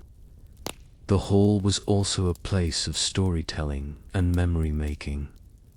Bards recited genealogies and heroic tales. Music echoed against the beams, and dancers stamped rhythms into the floor. The feasting hall wasn't just about calories and alcohol. It was about forging identity. To participate in the ritual of feasting was to declare, "I belong to this community, and this community belongs to me." Even in death, the importance of feasting was remembered. Some halls doubled as sacred sites, and feasting vessels have been found in elite burials. These were not just leftovers. They were deliberate symbols, ensuring that the dead carried the social prestige of the feast into the afterlife. In short, the feasting hall was a crucible of Bronze Age society. Here, brewing became politics, intoxication became ritual, and eating together became the glue that held entire communities in place. To understand Bronze Age feasting, we can't ignore the elephant in the room, or rather the slurred words and staggering bodies. Intoxication wasn't a byproduct of these gatherings. It was the point. Alcohol loosened tongues, dissolved barriers, and created a shared sense of euphoria that could be harnessed for ritual, politics, and social cohesion. For many Bronze Age cultures, intoxication carried sacred meaning. It was more than just getting drunk. Fermentation itself seemed like magic. Invisible forces transforming grain and honey into something that made people feel lighter, bolder, even closer to the divine. Drinking was often tied to ritual offerings, with cups raised to gods or ancestors before being shared among the living. In some traditions, alcohol was thought to thin the veil between worlds, allowing participants to commune with spirits or strengthen bonds with the dead. At the same time, intoxication had a clear political function. Leaders and chiefs used alcohol strategically, providing more than enough for everyone to drink deeply. When people were warm, full, and tipsy, they were more receptive to alliances, more likely to accept hierarchy, and less likely to rebel. The feast created a social contract, and intoxication was its seal. To drink the host's beer was to acknowledge their generosity, authority, and rightful place at the center of the community. But drunkenness also carried risks. Too much drink could lead to violence, foolish boasting, or disastrous decisions. Archaeological sites sometimes reveal weapons alongside feasting debris, a sign that not every celebration ended peacefully. Stories passed down in later oral traditions warn of leaders who overindulged, making poor choices in the haze of drink. The line between sacred intoxication and dangerous excess was always thin. Alcohol also played a role in inclusion and exclusion. At some feasts, the best brews or the first cup went to elites, while others got weaker or watered-down portions. In this way, intoxication was controlled, ensuring that the powerful enjoyed its benefits more than the common folk. Even drunken equality had its limits. In the end, intoxication in the Bronze Age was never just about pleasure. It was about creating a heightened state, spiritual, social, and political, where communities could reinforce their values, leaders could demonstrate their power, and individuals could briefly escape the burdens of everyday survival. To be drunk together was to be bound together. For better or worse, feasting in the Bronze Age wasn't only about filling stomachs or raising cups. At its core, these gatherings carried a ritual dimension where food and drink became offerings to forces greater than the community itself. Archaeology has revealed not just bones and jars at feast sites, but also evidence of deliberate deposits. Whole animal remains, broken vessels, and pools of liquid poured into the earth. These were not accidents, they were sacrifices. For many Bronze Age cultures, animals were the most valuable resource a person could own. Cattle provided milk, muscle for plowing, and prestige. Sheep gave wool and meat. Pigs fattened quickly for feasts. To slaughter one, especially a prized ox, was a costly choice. But in the context of a communal ritual, the act of sacrifice displayed generosity and devotion. The choicest cuts might be burned as offerings to the gods or ancestors, while the rest was shared among the living. The message was clear. Prosperity was only possible with divine favor, and that favor had to be renewed through ritual. Alcohol also played a central role in these offerings.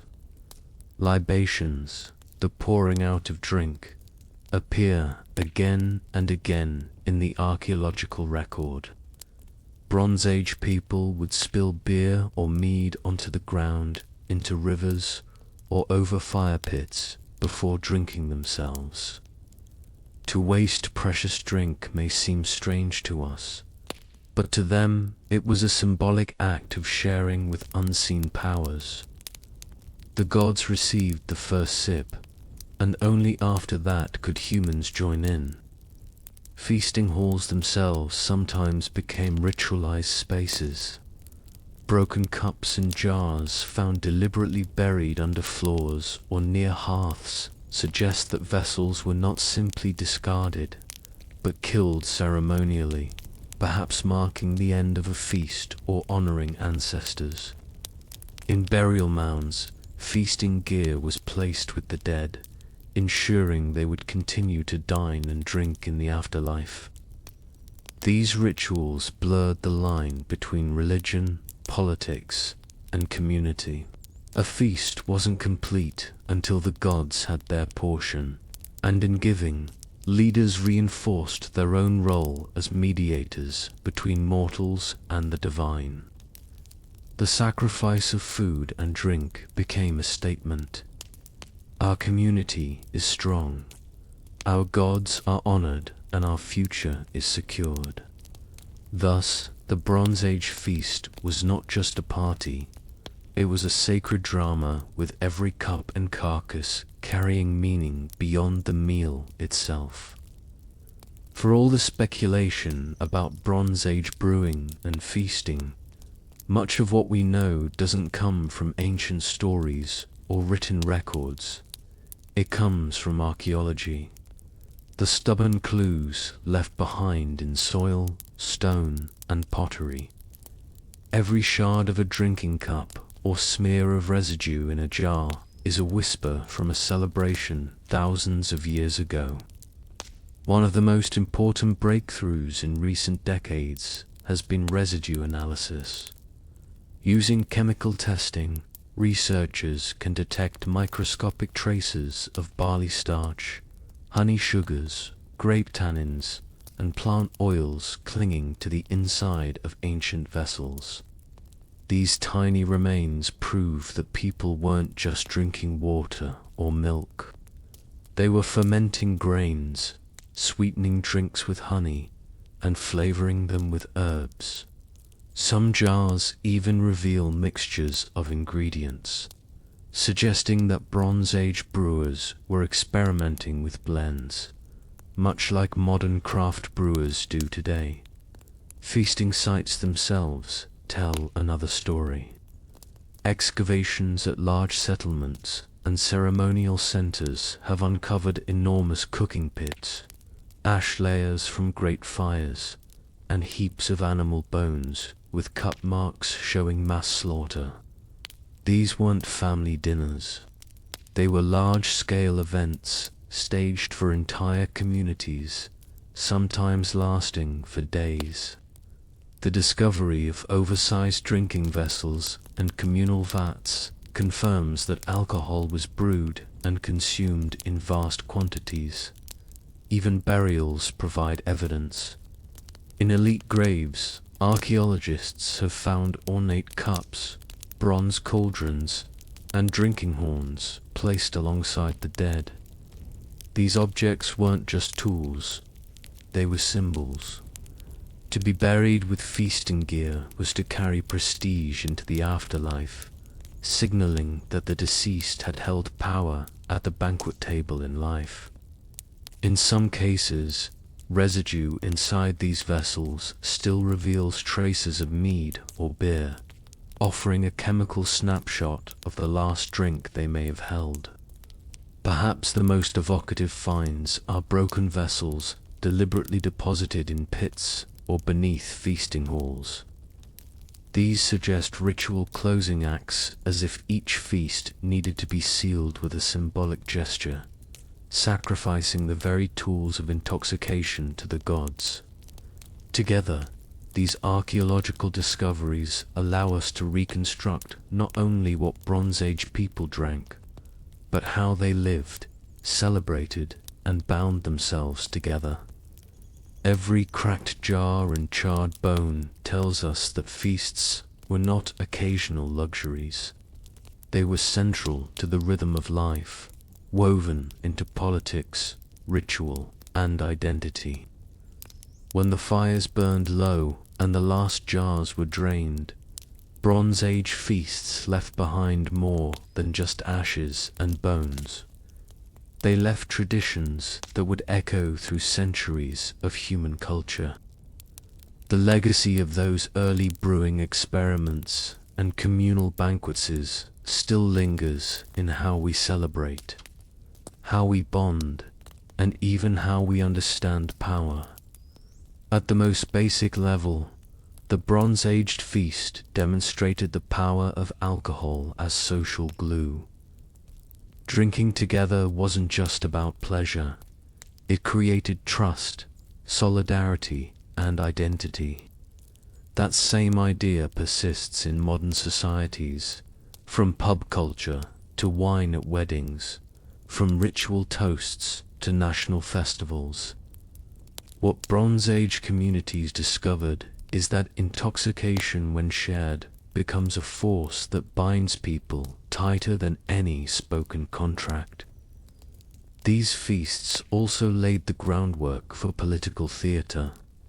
Chieftains who provided rivers of beer and heaps of roasted meat set the template for rulers who would later use public banquets as bread and wine to secure loyalty. The Roman emperor's triumphal feasts, the Viking mead hall, the medieval banquet. All of these traditions can trace a faint lineage back to Bronze Age chiefs raising cups of mead to their followers. The act of feeding and intoxicating people has always been one of the simplest ways to demonstrate authority. On the religious side, the Bronze Age habit of pouring libations and making food offerings evolved into more structured ritual traditions.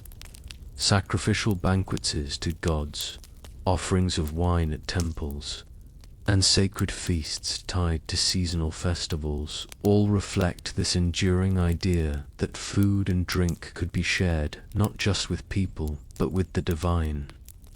Even the technology of brewing carried forward. Techniques like malting, mashing, and flavoring became more refined over time. But the core principles established in the Bronze Age never disappeared. Every craft brewery today, with its carefully roasted malts and experimental herbs, echoes the creativity of those early brewers who first transformed porridge into beer. In the end, Bronze Age brewing and feasting remind us that civilization wasn't built only on bronze tools, fortified walls, or trade networks. It was also built around the table, where grain and honey became drink, where meat became sacrifice, and where community became something stronger than the sum of its parts. The feast was civilization's heartbeat, and its rhythm still pulses through our celebrations today. The Aryans were a people shaped by their environment, stretching across the rugged eastern coast of the Adriatic Sea from modern-day Albania through Montenegro, Dalmatia, and into the Balkans. Their homeland was a mix of jagged mountains, deep river valleys, and countless islands. These were not fertile plains where great empires grew fat on grain. They were hard lands that demanded resilience. And from this landscape emerged a people who turned naturally toward the sea. The Adriatic itself was both a barrier and a highway. Its choppy waters and unpredictable winds could punish the unprepared, but they also offered passage to wealth, adventure, and power. The Aryans learned early to master this maritime world. Small fishing boats became their training ground, coastal trade their livelihood, and over time they gained a reputation as some of the most daring sailors of antiquity. By the late Bronze Age and into the early Iron Age, Greek and Italic sources already spoke of the Aryans as both a threat and a necessity. Their ships, often light and fast, could dart out from hidden coves, catching traders by surprise. At the same time, those same ships carried valuable goods, copper, livestock, hides, and even slaves into foreign harbors. This dual image of seafarers, who were at once partners and predators, would define the Aryans for centuries. Geography gave them their strength. The countless inlets and offshore islands of the Dalmatian coast provided safe harbors, hiding spots, and launching points for raids. Unlike the large lumbering galleys of the Greeks, Aryan ships were sleek and maneuverable. They didn't fight by ramming and boarding alone. They fought by striking quickly and disappearing, letting the sea itself serve as both battlefield and refuge. To their neighbors, the Aryans were unsettling. A Greek merchant might sail 1 week in peaceful trade with an Aryan chieftain, and the next week find his convoy attacked by men flying the same banners. The line between commerce and piracy was thin, and the Arians walked it confidently. Their reputation as masters of the Adriatic was not just about dominance on the waves. It was about unpredictability. They were a people the sea had forged into merchants, warriors, and raiders, unknown. And as history would show, their influence would ripple far beyond their rocky coastline, shaping the naval traditions of the Mediterranean itself. The Arians earned their fame and infamy by sailing the delicate line between commerce and piracy. To understand them, you must picture the Adriatic not as a peaceful waterway, but as a contested frontier where merchants, colonists, and raiders constantly rubbed shoulders. The Arians thrived in this uncertain world, playing both sides of the coin depending on the season, the opportunity, and the mood of their chieftains. As merchants, they were indispensable. The Eastern Adriatic offered natural resources that were in high demand. Metals from inland mines, livestock from mountain pastures, hides, timber, and amber carried south from trade routes stretching all the way to the Baltic. Arian ships fied these goods to Greek colonies along the Adriatic and to Italic tribes across the water. For the Greeks, who relied heavily on imported materials, Arian trade networks were essential. Amphi and Greek pottery found in Arian settlements proved that commerce flowed both ways, with wine, olive oil, and luxury goods reaching the rocky Adriatic shores. Yet, the Arians' identity as raiders was just as strong. The very same ships that carried goods into foreign harbors could just as easily be used to plunder them. Arian seafarers became notorious for swooping down on passing convoys, stripping them of cargo, and vanishing into the labyrinth of islands that dotted their coast. To Mediterranean traders, this unpredictability was maddening. One day, an Arian was a partner, the next a predator. For the Arians themselves, there was no contradiction. Trade and piracy were simply two sides of the same maritime lifestyle. A successful raid might enrich a chieftain as much as a trade deal, and both secured his reputation as a leader capable of providing wealth and spoils. In fact, piracy often fueled commerce.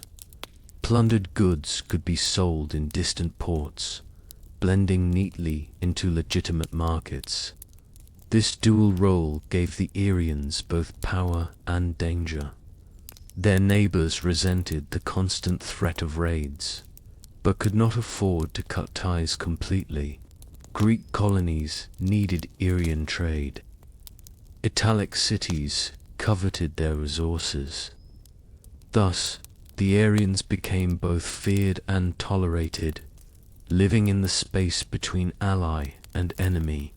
In this balance of merchant and pirate, the Arians carved out their identity. They were not bound by the rules of empires or city-states. Instead, they made the Adriatic their own, a place where wealth could be seized by coin or by blade, and where their reputation as unpredictable seafarers grew ever stronger. If the Arians earned their fame on the sea, it was the Leaner that carried their reputation across the waves. This sleek vessel, named after the Liburni tribe of northern Area, was unlike the bulky merchant ships or the massive galleys of the Mediterranean powers. Where others relied on sheer size or weight, the Arians prized speed, maneuverability, and surprise, and the Leaner delivered all three. The design was deceptively simple. The Libera was long and narrow, with a shallow draft that allowed it to skim across waters where larger ships would struggle. It could slip through narrow channels, hug coastlines, and dart into hidden inlets where pursuers dared not follow. Equipped with one or two banks of oars, manned by skilled Irian rowers, it could pivot quickly in combat or outrun heavier adversaries. A single square sail could be raised for longer voyages, but in battle the oars gave it its deadly edge. Unlike the cumbersome Greek trim, which demanded large crews and open seas to operate effectively, the Liurna thrived in the broken geography of the Adriatic. It was perfectly suited for hit-and-run tactics, raiding a merchant convoy, harassing coastal settlements, or vanishing into an island-studded horizon before enemies could respond. Raiders could strike at dawn and be gone by noon, leaving baffled victims with little chance of retaliation. The Liurna wasn't just a pirate's craft. It was also a merchant's lifeline. Its swiftness ensured safe passage for traders, while its agility allowed cargo to reach remote coastal communities. In this way, the ship embodied the duality of the Irian people themselves, capable of commerce and plunder, depending on who commanded it. Its reputation became so formidable that even Rome took notice. During their long conflicts with the Irians, Roman commanders saw firsthand how effective the Liurna was against larger fleets. Far from dismissing it as a barbarian craft, they adopted and refined it, eventually making the Liurna a staple of the Roman navy. In fact, by the time of Augustus, fleets of Roman Liurni patrolled the Mediterranean, guarding imperial trade routes and suppressing pirates. An ironic twist, since the ship itself had once been the pirate's weapon of choice. The Liurna, then, was more than wood and oars. It was a statement that cunning and adaptability could outmatch brute force. It carried Aryan raiders into legend and left a legacy that shaped naval warfare for centuries. By the 3rd and 2nd centuries BCE, the Irians had developed a reputation that struck fear across the Adriatic. They were the pirates of the sea. While many Irian tribes traded peacefully with neighbors, others turned piracy into an organized enterprise. From their fortified coastal towns and island strongholds, Irian fleets launched raids that terrorized merchants, colonists, and rival states alike. The geography of their homeland gave them an edge. With its countless islands, jagged coves, and treacherous shallows, the eastern Adriatic was a natural hideout for raiders. Aryan captains knew every channel and current, every rock and sandbank. A foreign ship that wandered too close could be ambushed, its cargo stripped, and its crew either ransomed or enslaved. For the Aryans, piracy wasn't random banditry. It was a calculated system of wealth and power. Greek merchants were frequent victims. Records tell of Irian raids against Aegean traders carrying wine, oil, and luxury goods. The Irians didn't just seize goods.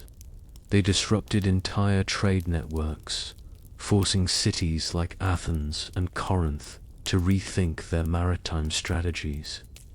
Even Italic traders venturing across the Adriatic were not safe.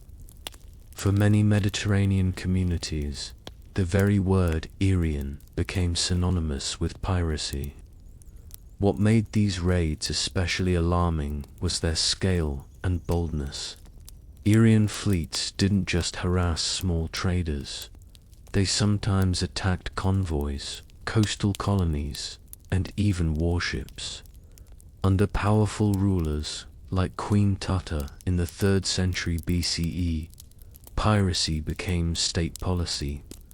Tutor famously authorized her captains to plunder at will, claiming it was a long-standing Irian custom. For her, piracy wasn't crime. It was tradition and a legitimate expression of Irian freedom at sea. This attitude brought them into direct conflict with rising powers, especially Rome. Roman traders increasingly suffered at Irian hands, and Rome could not tolerate the threat to its commerce. Complaints from Greek allies only fueled the fire, painting the Irians as lawless marauders who needed to be subdued. The stage was set for confrontation, and Rome, unlike Greek city-states, had the manpower and resolve to crush piracy at its source. Thus, the Irians' dominance of the Adriatic, built on the sharp prows of their liurni and the ferocity of their raids, became both their greatest strength and their eventual undoing. By daring to prey on the wrong merchants, they had awakened a power far greater than themselves. Few figures capture the spirit of Irian seafaring as vividly as Queen Tutta. In the early 3rd century BCE, she ruled as regent over the Rda, one of the most powerful Irian tribes. Her reign coincided with the peak of Irian naval power and the height of their piracy.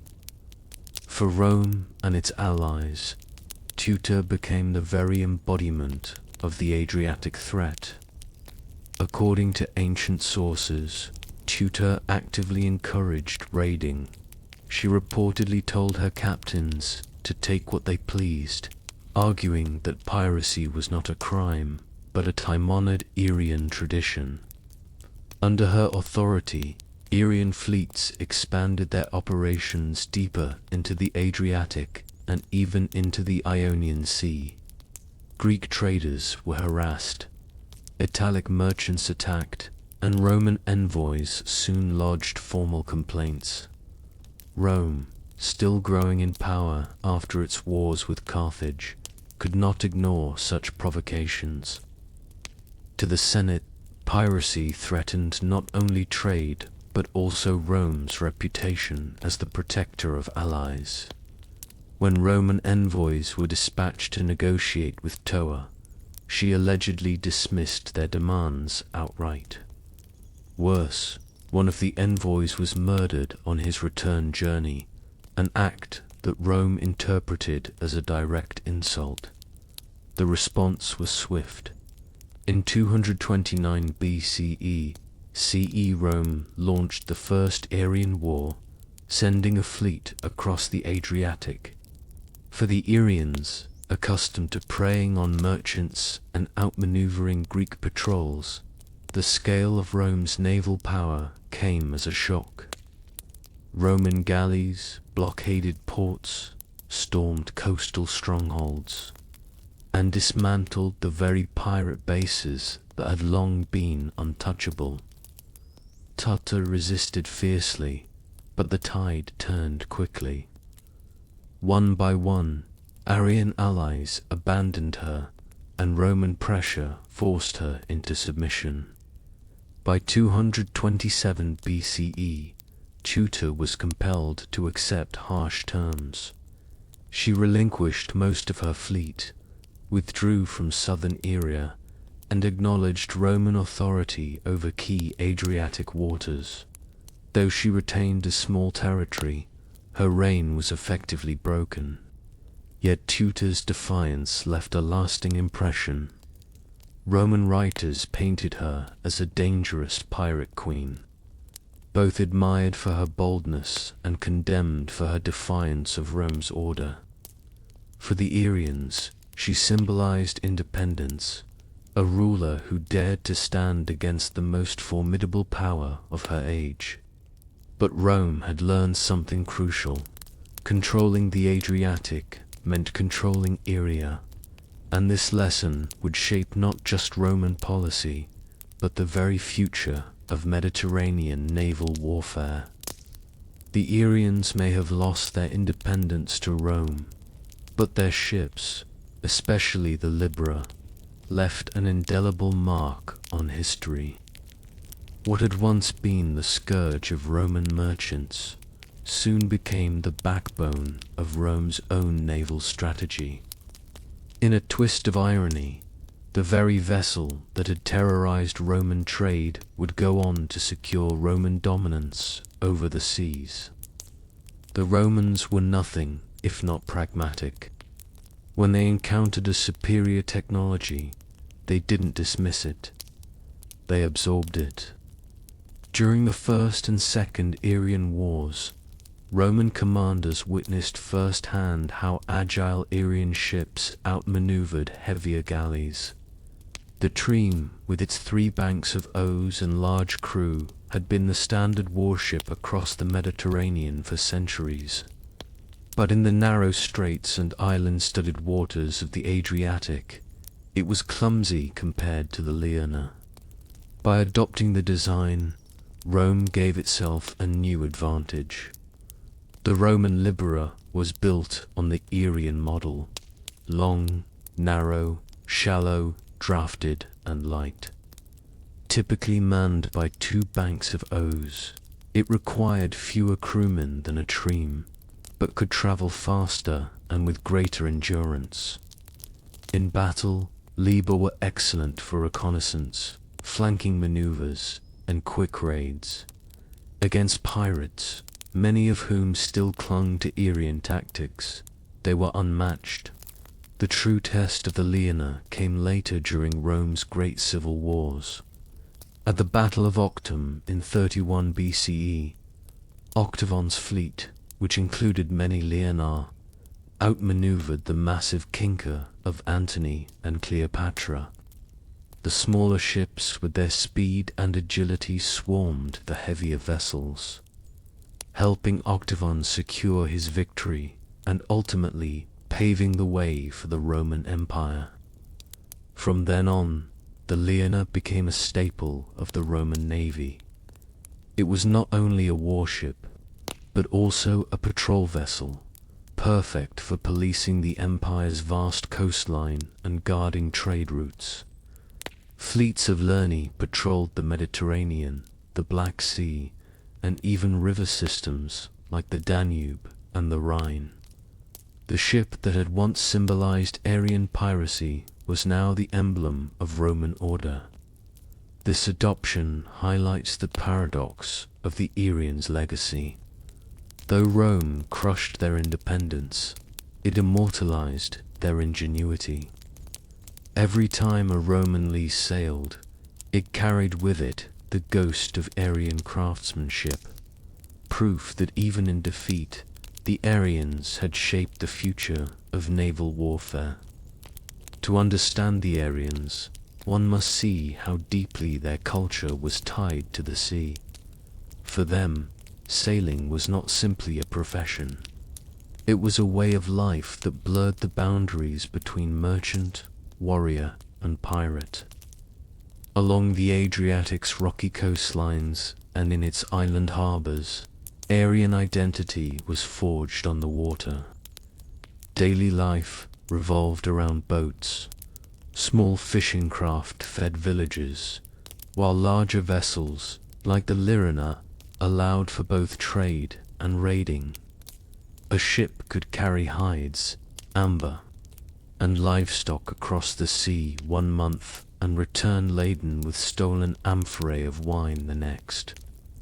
For Irian chieftains, the sea was both a marketplace and a battlefield, and their crews shifted roles as easily as raising or lowering a sail.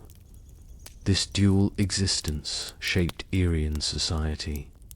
Wealth from raids and trade enriched local elites who displayed their status with imported goods from Greece and Italy, pottery, jewelry, and weapons that testified to their reach. Yet prestige was not measured by commerce alone. A leader's reputation also depended on his ability to raid, to bring back spoils, and to command loyalty at sea.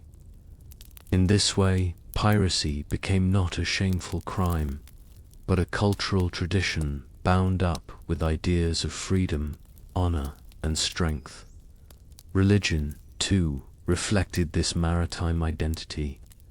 Aryan tribes worshipped deities tied to the natural world: mountains, rivers, storms, and the sea itself. To sail was to place oneself at the mercy of divine forces, and rituals often accompanied voyages. Libations might be poured before a raid, or sacrifices offered after a successful return. The sea was not only a resource, but a sacred space where commerce, conflict, and faith intertwined.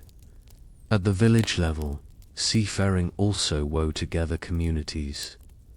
Rowing a laberna required teamwork, and the bonds formed between Osman created loyalty that extended beyond kinship ties.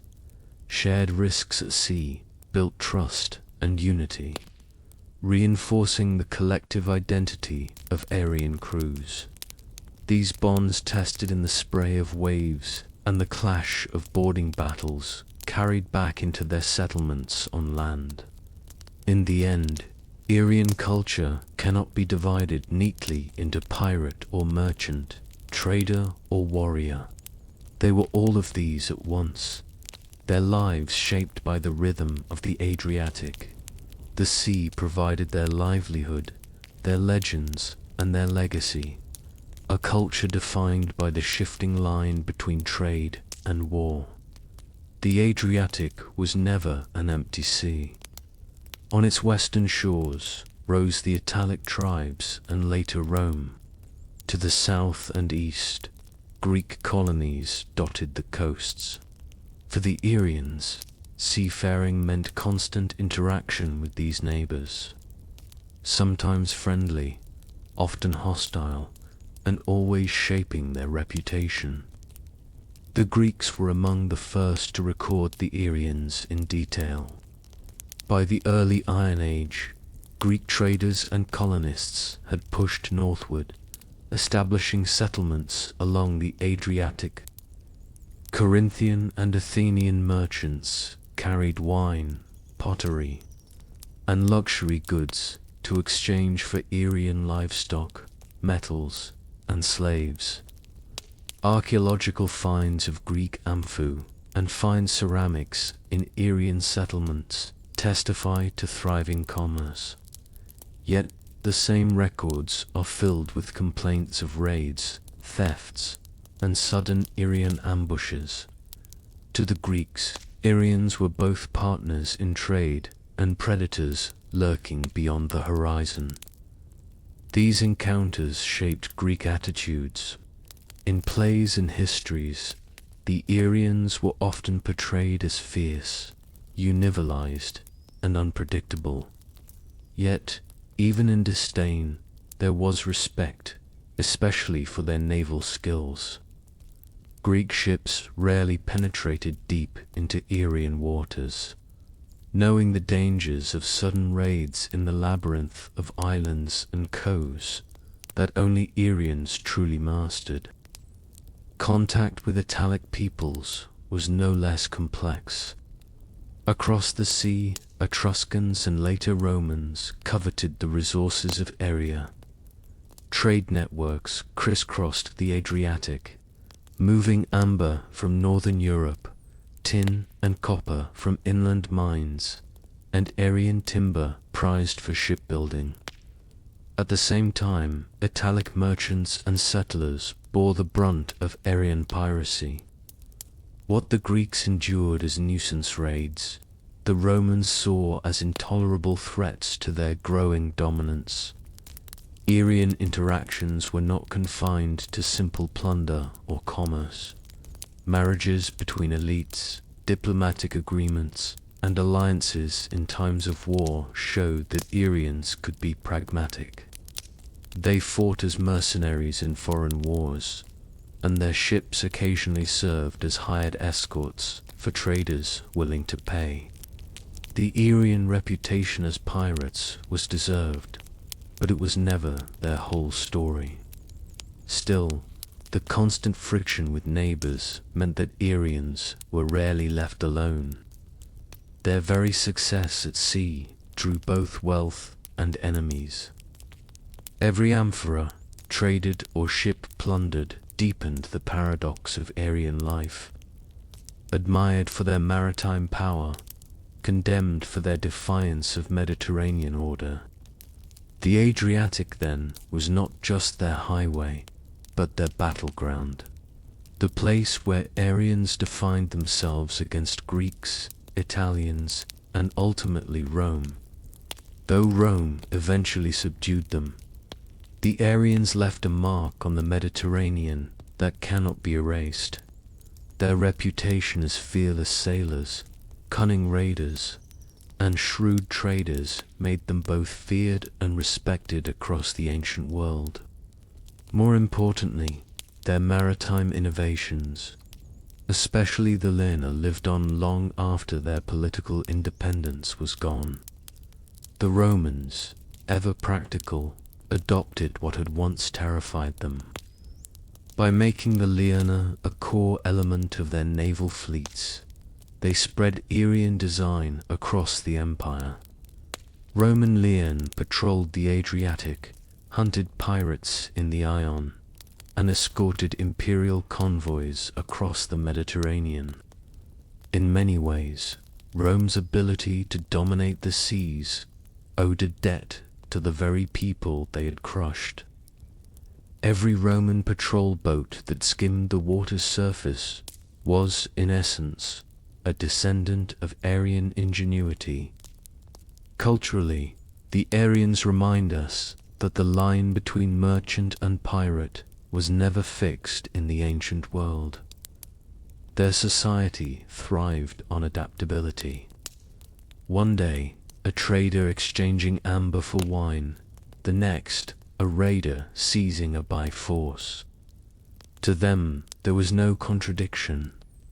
The sea was opportunity, and those who commanded it could choose how to wield that power.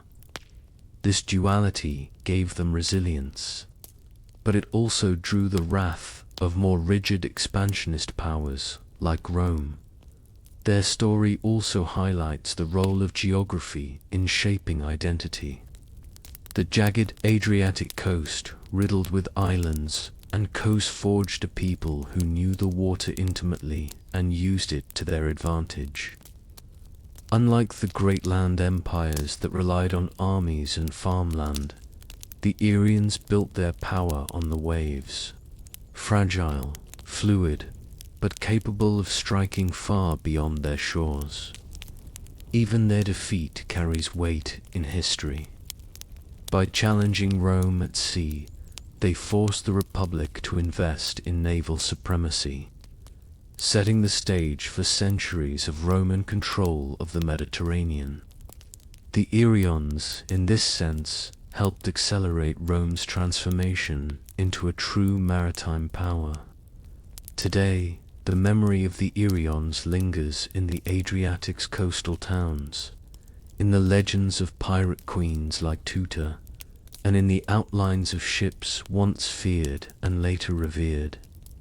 They may not have built empires of stone, but they carved their legacy into the waters of the Adriatic, proving that a small people armed with speed, daring, and knowledge of the sea could shape the destiny of nations.